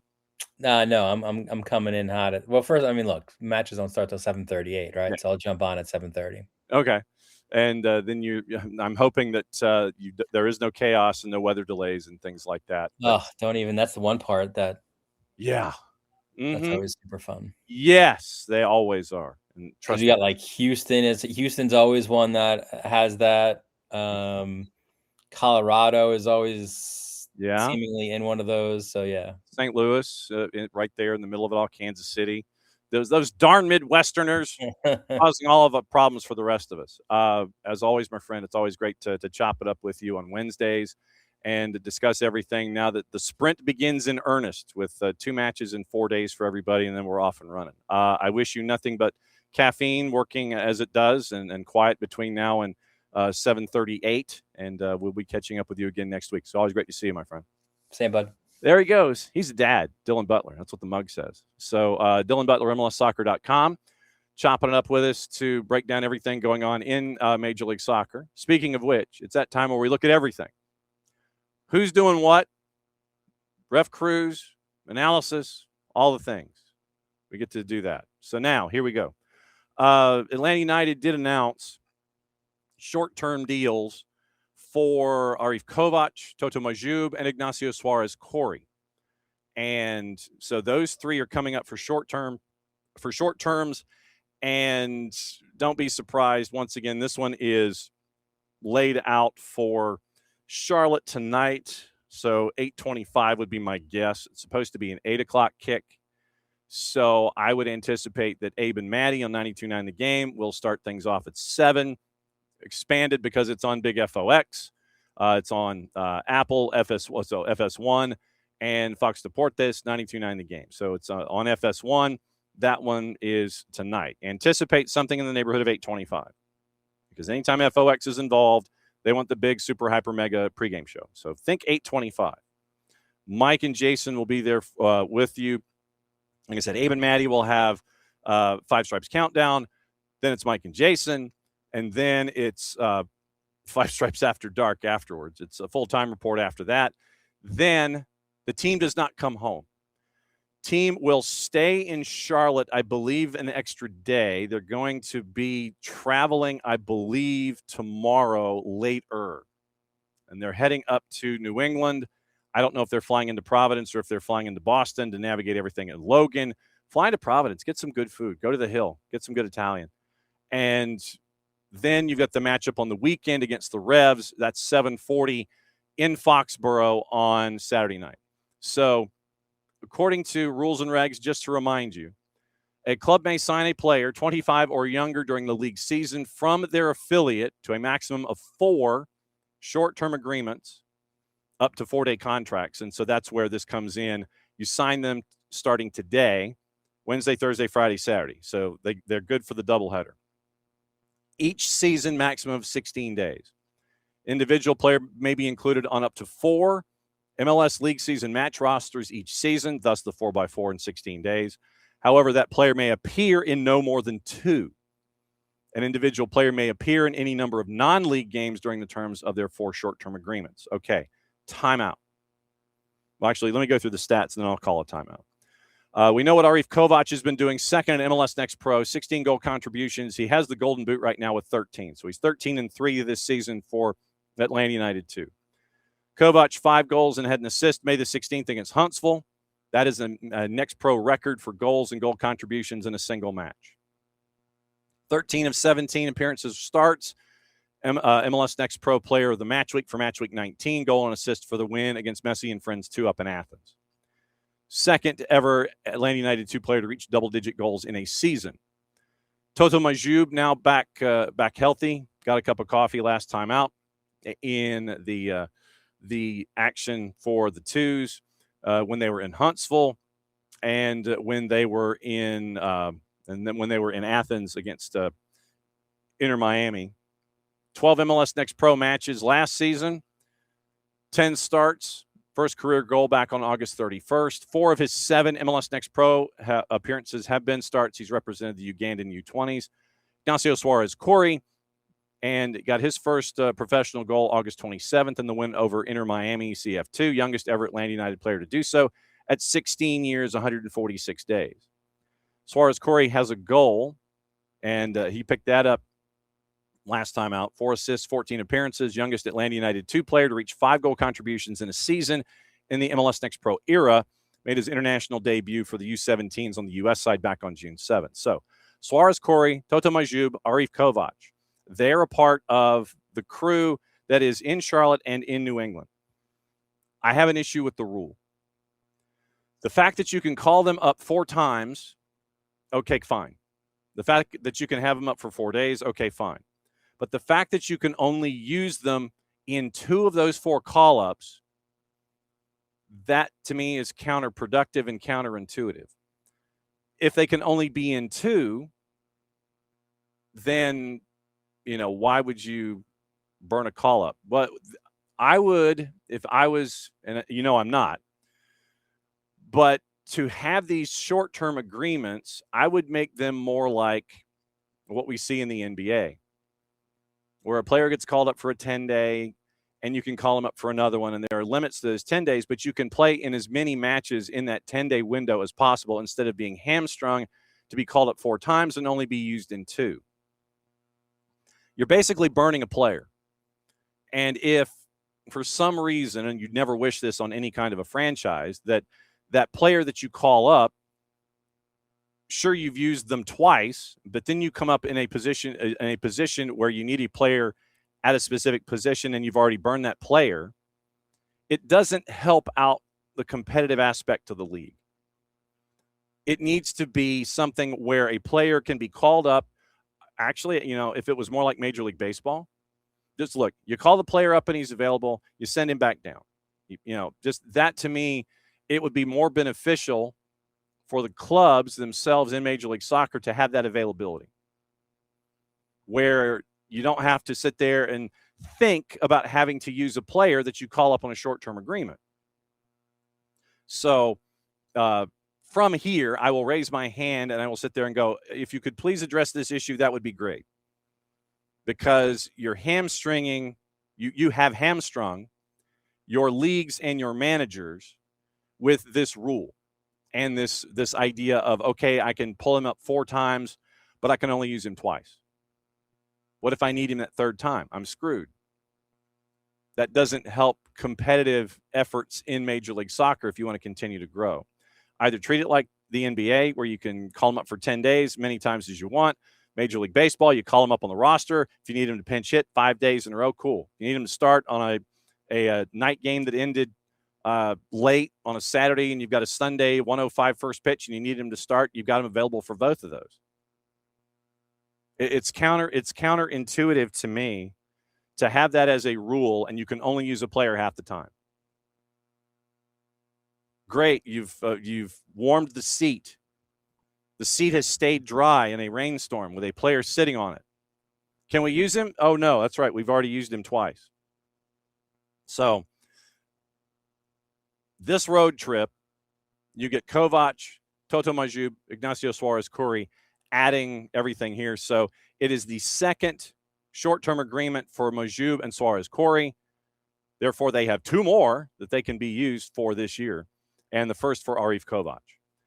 So then, depending on availability and usage, you've got to keep an eye on what's going on with Atlanta United too, because they play this weekend as well. And they're having me look at the schedule quickly. So for the twos, they're the first game that is supposed to be going on Sunday morning. Right now it's listed as an 11 a.m. kick. Listed as an 11 a.m. kick and a venue TBC'd.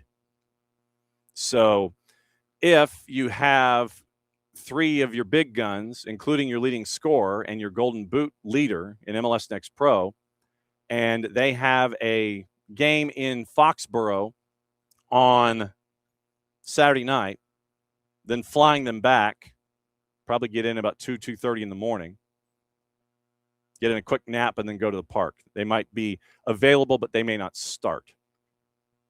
So we'll see what Jose Silva gets to do with all of his jigsaw puzzle pieces for the Sunday match, with the team coming home, the first team coming home late on Saturday night, early Sunday morning. It looks like you will have players available that Junior Alonso is settling in, and it looks like for Atlanta United going into this matchup, once again, Cooper Sanchez, under normal circumstances, would have been in Utah/Mexico to help out in the U20s in CONCACAF, but he has to stay because of Jay Fortune's injury, and it's going to be a couple of weeks. 3 to 4 weeks with a hamstring, and we know how persnickety hamstrings can be. So club reached out directly to the staff and around the U19 squad. And once again, Braden Dunham, we talked to him yesterday. That's available on the network. So Braden Dunham is there, and they were in Utah yesterday heading down to Mexico to prepare because action starts this weekend for them. And they asked to keep him, meaning Cooper Sanchez, rather than release him for national team duty. Tata Martino said he was personally involved in that conversation. And so Tata said that with people from the technical staff for Coach Gonzalo Sagades, explained the situation to Cooper. The next 2 matches, he's going to stay. So Junior Alonso is in and getting ready to get minutes. So Tristan Muyumba was asked about his new partner at center back. And Tristan said, I think he'll bring a lot of leadership, calmness into the defense. Still a bit quiet, still learning about him. Good guy. Speaks a little bit of French because he played a couple of years in France. Came into play as a center back, totally valid alternative, according to Tata Martino, that in some matches we might have to use him at left back. Alonso played left back during World Cup with Paraguay out of necessity. And so as you go into what happened in the matchup with Nashville, Tata Martino was as angry as I've seen him in a while. Short answers in the post-match. He was, he said there's 80 minutes to take from that match. Asked about it, he said, I think positionally we made a mistake. That's how they scored the goal. Still frame the overall 90 minutes as one of their more complete performances, and this is what we've been talking about with Abe and with Maddie. You look at the 80 minutes, instead of saying, yeah, they had a good first 25. Yeah, they had a good first 40. Yeah, they had a good first half. They had a good first. You had a good 80 now. You just did defensively. You did not. You had two chances, one better than the other. The Luke Brennan chance and then the Latte chance late to put a goal in the net. If that Luke Brennan shot goes past Ryan Schwacke, then game state changes and all that kind of stuff. And we talk about that a lot here. So you got to finish your chances. And you're trying to figure out also where you can put Alexi. Once again, because he is as versatile as he is, he can be a forward, 10, winger, deeper central midfielder. And so when you're looking at the opponent, then you're going to sit there and gauge where Alexi can be. So Alexi is your wild card in all of this because he is so versatile. And so that's what you're kind of looking at now with Atlanta United heading to Charlotte and then heading to New England. 7 o'clock pregame, 92.9 the game on the Odyssey app. Kickoff coming up, I want to say 8:25. So that's the rundown there when it comes to Atlanta United. Juice boxes for the rest of the matches. 7:40 starts. Messi and friends hosting Chicago. Lewandowski in play at a plus 175. 90-minute draws a plus 300. And Inter Miami is a plus 129. Crew and NYC. Crew is a minus 111. Draw is a plus 280. NYC is a plus 300. 740 at TQL, Cincinnati and Vancouver. Cincinnati, a big underdog at a plus 275. Draw is a plus 320. Vancouver is a minus 120. Revs hosting Toronto, even money plus 100. Both Toronto and the draw are a plus 260. 740, Philadelphia and Red Bulls expect the insertion of Kai Wagner into the starting lineup at the back, especially with the displeasure that Oluwatu Makanya has expressed, and he wants out the door. So he did not come back after the World Cup break. So Wagner in, Makanya out. Union a minus 147, favored at home. Interesting. Draw plus 333. Red Bulls are a plus 350. Charlotte plus 104. At home against Atlanta United. Both the draw and Atlanta United are a plus 260. 840. Nashville hosting Montreal at a minus 189. Draws a plus 350. CF Montreal is a plus 5.25. Christian Miles and KCD are in Houston at Hell in a Shell. They're a minus 130 hosting DC at a plus 350. Draws a plus 280. Sporting and Minnesota United. SKC a plus 250. Draws a plus 290. Loons are an even money plus 100. 940. Austin and Seattle. Austin is a plus 200 with their interim coach. Draw is a plus 250. Seattle is a plus 125. Colorado and San Diego FC. San Diego FC. Colorado minus 105. Draws a plus 300. San Diego is a plus 270. 1040s, and there are 4 of them. Portland hosting FC Dallas at a plus 135. Draws a plus 290. And FC Dallas is a plus 190. LAFC hosting RSL. LAFC is a minus 149, draws a plus 330. RSL is a plus 359. LAG is a plus 100. Once again, Furuhashi-san now in LAG. Don't know if he will wave from the sidelines or what. LAG even money plus 100. St. Louis City is a plus 240, draws a plus 280.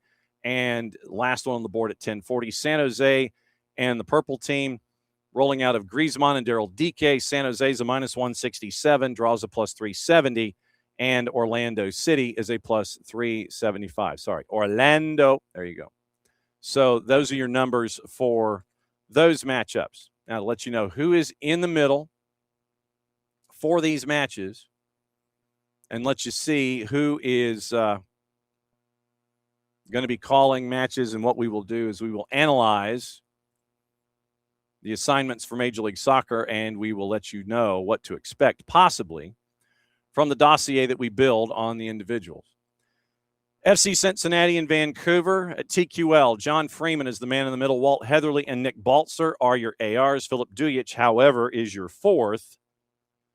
David Barry and John Krill are upstairs. Columbus Crew and NYC at Scott's Miracle Grove Field. And in that one, it is Lorenzo Hernandez who is the man in the middle. Megan Mullen and Kevin Locke are your ARs. Atahan Yaya is your fourth. Lucas Zapala and Mike Kampmeinert are upstairs. Also on the board, Messi and Friends hosting Chicago Fire at New Stadium. And hang on just a second. I've got to attend to something off camera, but I'm going to continue talking here. So Messi and Friends in Chicago Fire at New Stadium. Rubiel Vasquez is the man in the middle. Nick Uranga, Jose da Silva are your ARs. Edson Carvajal is your fourth. Kevin Stott and Fabio Tovar are upstairs. Revs in Toronto, Sergei Demyanchuk is the man in the middle at Gillette. And I think they can put everything back now. They can actually, they can call it Gillette. And then they can actually put towers back and all the branding and all that kind of stuff that had to be taken down for the tournament that we all just watched. So it is Sergei Demyanchuk in the middle. Logan Brown and Ben Regal are your ARs. Jeremy Shear is your fourth. Jose Carlos Rivero and TJ Zablocki are upstairs. Subaru Park, Fotis Bazakos is the man in the middle. Leah's Arfa, Justin Howard are your ARs. Alejo Kalume, who was the man in the middle for Atlanta United 2 and Huntsville City Football Club last weekend, is your fourth. Edvin Jurasevich and Tom Felice are upstairs. So for Charlotte and Atlanta, Sergi Boyko is the man in the middle. Corey Rockwell, Tyler Y. Rostick, your ARs. Joshua Encarnacion is your fourth. Daniel Radford, Jonathan Johnson are upstairs. We will circle back and discuss Sergi Boyko's year and what to look at in trends coming up in a bit. Austin FC in Seattle from Q2. Ricardo Montero Araya is the man in the middle. Stefan Tanaka-Freund and Brian Dunn are your ARs. Elton Garcia is your fourth. Eunice Marakchi and Melissa Beck are upstairs. Helena Shell, Houston, and DC United with Christian Miles and KCD. Victor Rivas is the man in the middle. Jeffrey Greason and Ben Pilgrim are your ARs. Rodrigo Albuquerque is your fourth. Kevin Terry Jr., Cameron Blanchard are upstairs. Sporting Kansas City and Minnesota United. Matthew Corrigan, Chris Elliott is the man in the middle. Chris Elliott, Ryan Graves are your ARs. Remy Tuchon is your fourth. Ismir Pekmich and Joshua Patlak are upstairs. Nashville and CF Montreal. Marcus de Oliveira is the man in the middle. Gerard Carter-Lebuy and Oscar Mitchell Carvalho are your ARs. Rosendo Mendoza is your fourth. Katya Koroleva and Craig Lowry are upstairs. Colorado and San Diego at Dick's Sporting Goods Park. Chris Penso is the man in the middle. Jeremy Hansen and Matt Trotter are your ARs. Ricardo Fieri is your fourth. Sean Tahini and Robert Schapp are upstairs. LAG and St. Louis City from Carson, California. Malik Badawi is the man in the middle. Ian McKay and Felicia Mariscal are your ARs. Brandon Stevis is your fourth. Lucas Zapala and Mike Kampmeinert are upstairs. LAFC and RSL. Pierre-Luc Lozier is the man in the middle at BMO. Matthew Nelson and Rhett Hamill are your ARs. The fourth is Servando Berna. David Barry and John Krill are upstairs. Portland and FCD, Alexis De Silva is the man in the middle. Corey Richardson, Diego Blas, your ARs. Alan Chapman is your fourth. Edvin Jurasevich and Tom Felice are upstairs. Also, late night, it is Alexis De Silva at Portland and FCD. We mentioned that one. Alexis De Silva, Corey Richardson, Diego Blas, Alan Chapman, Edvin Jurasevich, Tom Felice. And then San Jose and Orlando City at PayPal Park. Elihu Adegin is the man in the middle. Adam Winkowski, Mike Nickerson, your ARs. Timothy Ford is your fourth. JC Rivera and TJ Zablocki are upstairs. So let's go back and look at the year that we have seen from Sergi Boyko. So now, looking at the Sergi Boyko numbers and trends when it comes to how they have been calling matches this year. We go to our friends at Who Scored, and what they do is they break it all down for us, and they give you the numbers for referees, team stats, player stats, what have you. So as we go into the numbers themselves, Sergi Boyko is 18th out of 32 in matches called with 7, so he's tied for 17th, basically. Sergi Boyko, when it comes to the number of fouls called per match, is in the second half of the 32. He is 29th out of 32 in fouls called per match, at 21 fouls a match so far this season. So he is 29th out of 32. Jair Marufo has called 21 fouls on average. Torrey Penso, 19.6. Alan Chapman in 12 matches. He is well off the pace at 17.5. So Sergi Boyko, 29th out of 32, calling only 21 fouls a match. Fouls per tackle, he is 30th of 32 at 0.64. So then he has also called in his matches this year. He has called, when it comes to penalties, he has called the 4th highest amount of penalties per match this year. He has 1 red card in 7 matches, but he is 4th in penalties per match at 0.57. So that means that he has called 4 penalties in 7 matches this year. 4 penalties in 7 matches. He is 4th in penalties per match average, 29th in fouls called per game. So he doesn't call a whole lot of fouls, but he's not afraid to call penalties. Yellows per game, lower half, if not worse. He is 27th out of 32 in yellows per match at 3.29. So doesn't call a whole lot of fouls, doesn't give out a whole lot of yellows, but he has called 4 penalties in 7 matches this year. And obviously the number of yellow cards, he's got 23 yellows in his 7 matches this year, which puts him 24th out of 32. But once again, you're also discussing he has the highest number of matches called from the center that has the least amount of yellow cards, if that makes any sense. So you have, of 32 individuals, short of Jair Marufo's 6 matches and only 13 yellows, Jair Marufo far and away the lowest average of yellows per match for anyone that has called more than, say, 3 matches. 2.17.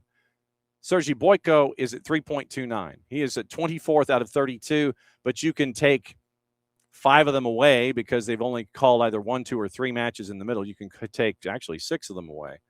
And then you would have Ricardo Fierro, who's called 4, Jair Marufo, who's called 6, Sergi Boyko, who's called 7. But of everyone, Sergi Boyko is 24th. Number of yellows. But once again, he's called 7 matches. Doesn't give a whole lot of yellows. Doesn't call a whole lot of fouls. Has given a penalty in more than half of his 7 matches this year. And he has given a 1 red card in 7 matches. So that's your numerical breakdown of the tendencies of Sergi Boyko in the match against Charlotte. Not a whole lot of fouls called. Not afraid to call a penalty, but he doesn't give up a whole lot of yellows either. So game might be let go a little bit. We'll see if that happens with Sergi Boyko as the man in the middle tonight with Atlanta United and Charlotte FC. So once again, 7 o'clock is your pregame, and that's Five Stripes Countdown, 92.9 The Game in the Odyssey app.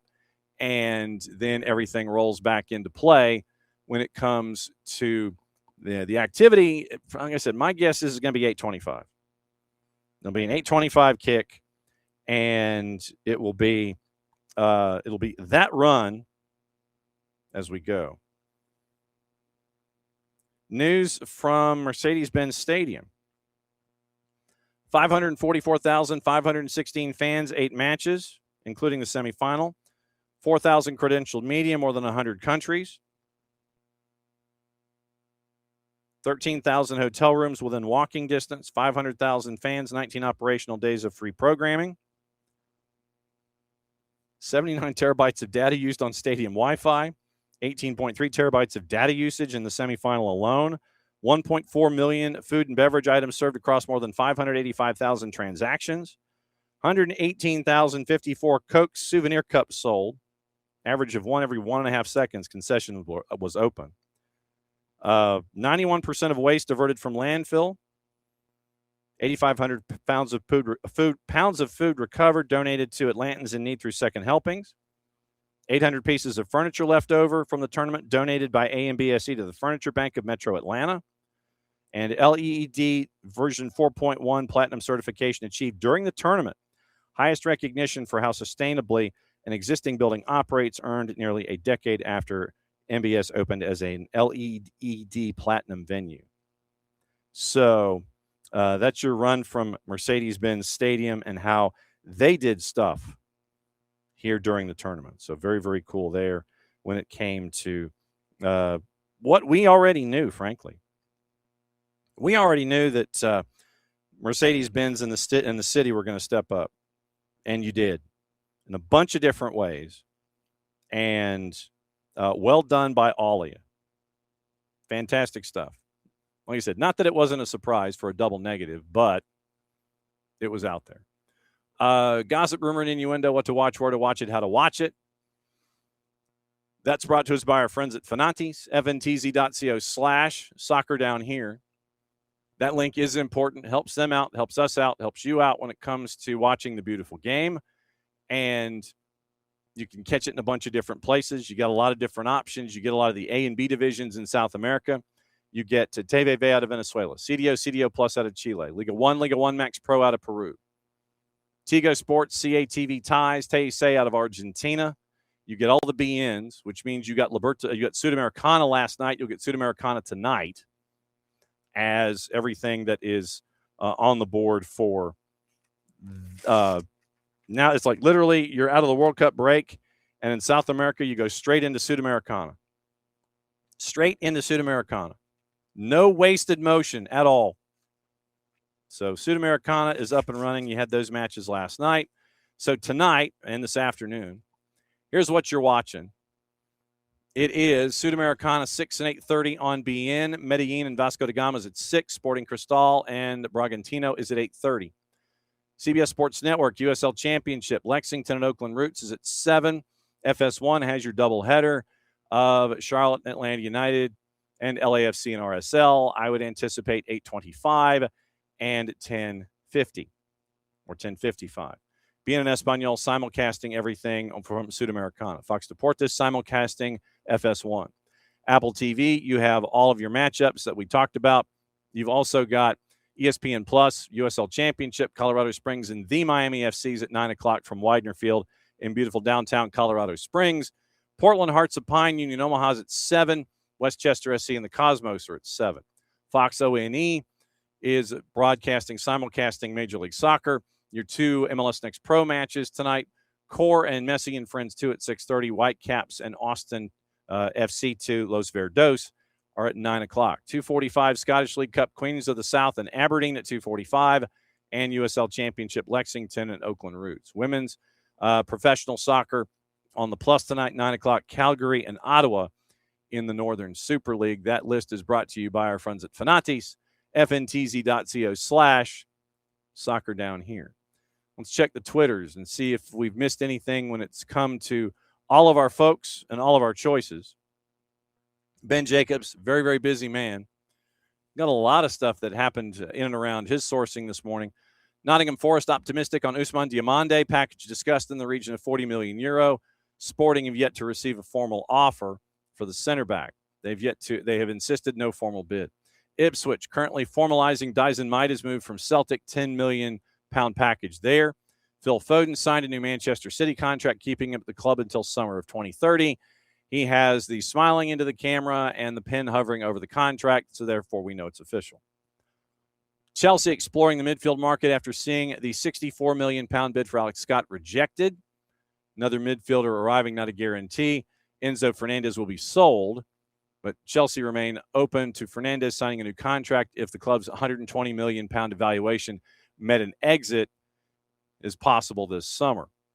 Luka Modric signed a one-year extension at Milan, finalizing terms for the 40-year-old in a new one-year deal.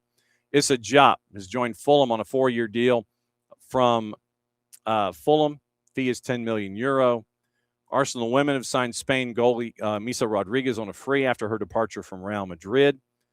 And we mentioned the Amit Bhatia purchase and Jeff Bezos' interest. Also mentioned Tonda Eckert. We mentioned Pep Guardiola as well. Celtic have inquired about James Penrice as an option to support Kieran Tierney this season. And so we'll keep an eye on all of those moves.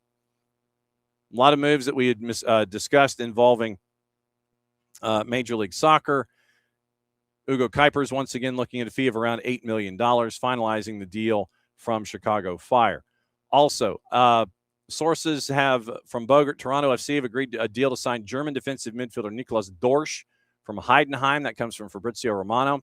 Deal's worth up to $4.2 million, including add-ons. The fixed fee makes it lower. Dorsch is likely to be a DP, but can be bought down in the future. They view him as an important defensive midfielder in their rebuild. We mentioned Furuhashi-san getting signed yesterday. St. Louis has agreed to a deal to sign Danish attacker Carlo Hulse from Samsunspor. According to sources, Hulse will be joining for a fee of around $6 million. Transfermarkt had his value at about $7 million. He can play in the middle of the attack, or he can play on the right-hand side. His goal contributions, his goals scored have increased over the last 3 years, double digits last year with Samsunspor, 8+4 last season. So it's Carlo Hulse signing as a DP after a $6 million transfer. So keep an eye on that, and with what is going on in Major League Soccer. Obviously, with the window open, Breeze is coming in, and we're going to keep an eye on anything and everything that's going to be attached to that.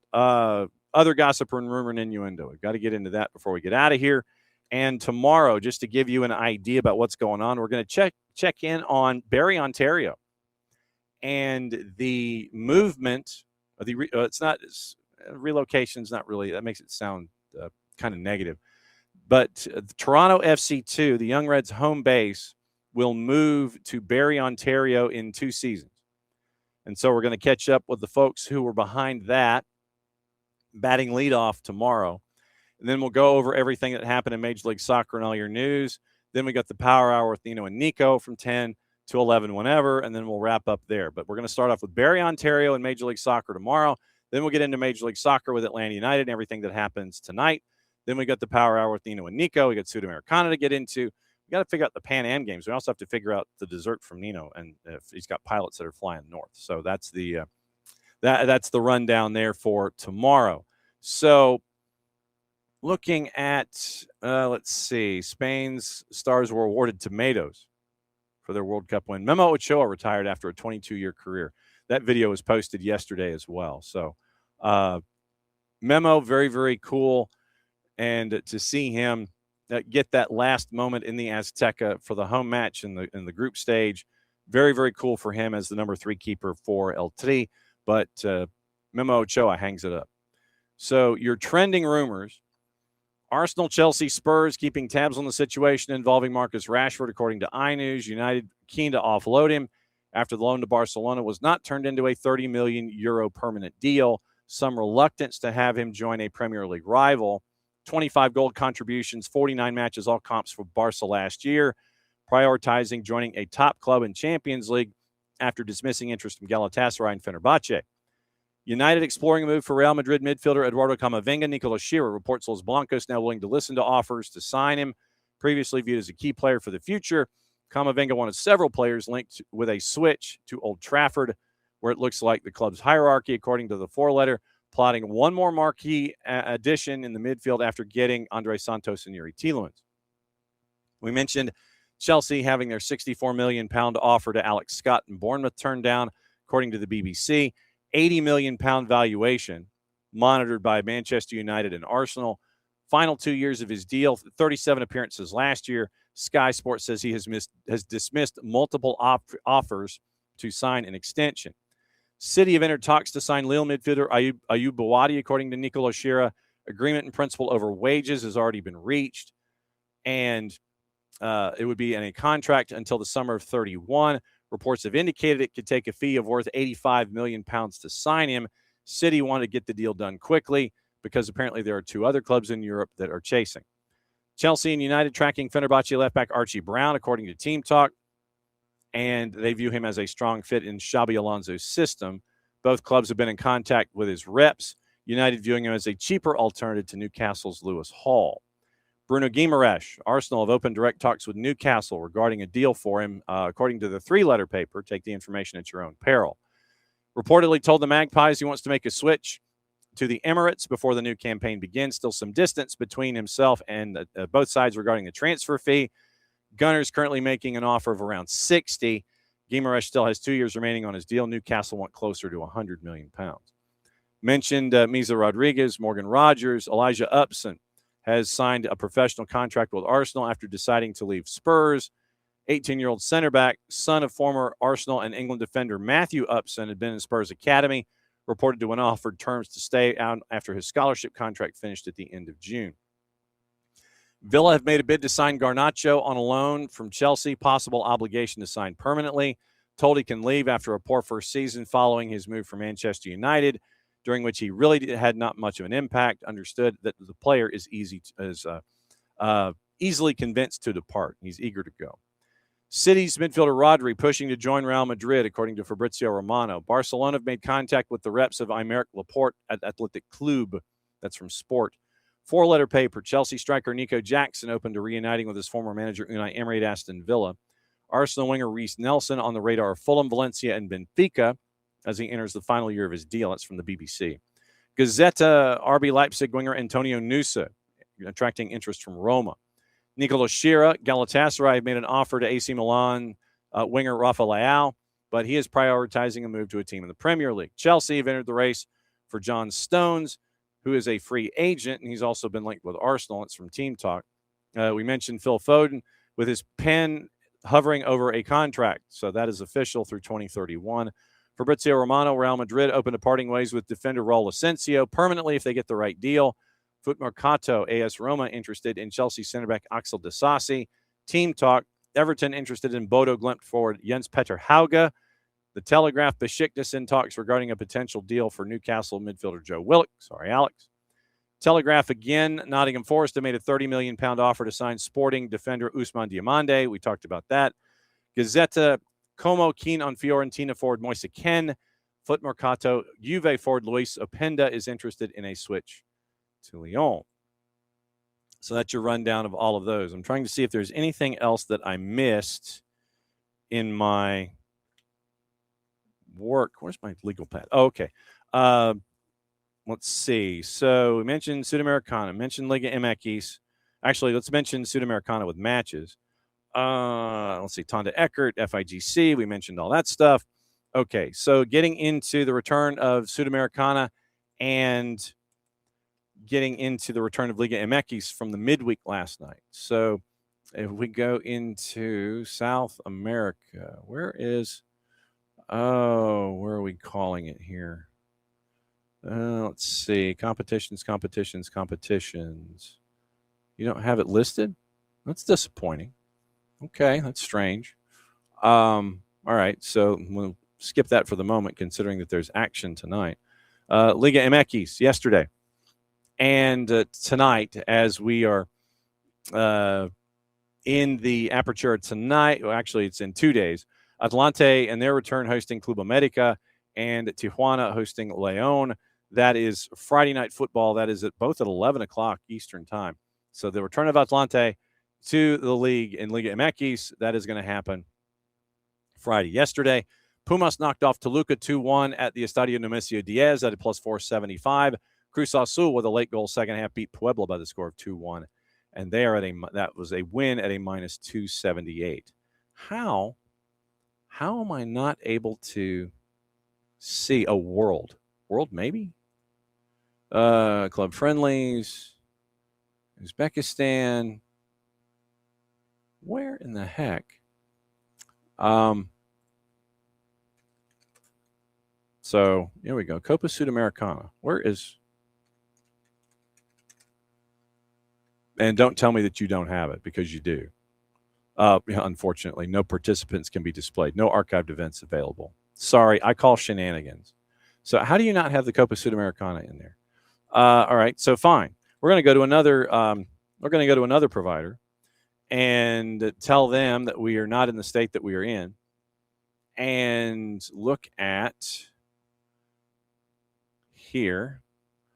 And so if we go here, not in that, but yes, Copa Sudamericana. Okay. So if we go here, then a big, so we have 3 matches today. Independiente Medellin at home favored against Vasco da Gama to plus 137, draws a plus 210, and the Vasco da Gama is a plus 220. Lanús and Cienciano is at 730. Lanús a minus 300, and Cienciano is a plus 850. Sporting Cristal at 730 is an underdog hosting Red Bull Bragantino at a plus 230. Red Bull Bragantino is a plus 115, and your draw option is a plus 240. You have 3 matches on Thursday as Sudamericana rolls on. So, yes, the Copa Sudamericana is up and running, and it was where's my results? You're not giving me anything in the past tense, but okay. All right, so those are your 3 matchups tonight in Copa Sudamericana. You can catch that at BN at Fanatis, fntz.co/soccer down here. Great to catch up with Dylan. Great to catch up with David Arrowsmith. Remember his 2 books. It is Narcoball and Killing Maradona. You can get them on the Amazons and get them in a bunch of places. And so I'm going to be buying them, and I'm going to see if I can get him at some point to sign them or something like that. So we'll see what the latest is in grabbing all of that is attached to what is going on here in and around the planet. But great to catch up with the 2 of them. Buy David's books or buy the digital copies, one of the 2, because I'm buying the hard copies. I just like buying the hard copies of books. Once again, come back tomorrow. We're going to bet lead off with the folks from Barrie, Ontario, and find out about the move of Toronto FC to Barrie and what they're going to be building and what the footprint is as the MLS Next Pro continues to grow. Then we'll talk about everything that happened in Major League Soccer last night, including Atlanta United. Power Hour, hour number 2. It's Nino and Nico getting you through the rest of the day, and that is your Thursday. Friday, it's going to be our friend Margaret Fleming from Front Office Sports, and hopefully catch up with our friends from Apple TV and find out what's going on at Beyond Goals Mentoring. So that's the rundown for the rest of the week. Thanks for dropping by, as you always do. For everybody here at SDH, I'm just John. It's another go-round of SDH AM. Enjoy your action tonight. We'll talk about it all here tomorrow. Atlanta Soccer Tonight obviously is not soccering tonight because of Atlanta United, and that is on 92.9 The Game in the Odyssey app starting at 8 o'clock or 7 o'clock with kickoff a little after 8 with Mike and Jason. Abe and Maddie will be inside the studios in Colony Square at 92.9 The Game. So since that is the end of the show, mucho plati, I'll play it safe. David, I hope that you have worn out a small child before kickoff. Really hope you have, and you got a little bit of time to fiddle with it. I think it's going to be an 8:25 kick, but keep an eye on it. Short-term agreements: Arif Kovac, Toto Majub, Ignacio Suarez Curry helping out Atlanta, Junior Alonso eligible for selection, and Paulo Diaz still working on visas. You do not have Sergio Santos. You do not have Jay Fortune. Matt Edwards is day-to-day, and we'll keep an eye on all of the injuries for Atlanta United going forward. So for everybody here at SDH, mucho plati, I'll play it safe. Since it is the end of the show, it means I get to do this. We'll catch up with you tonight with Atlanta United, tomorrow in a little less than 22 hours for SDH AM. Be good. We'll see you in a bit.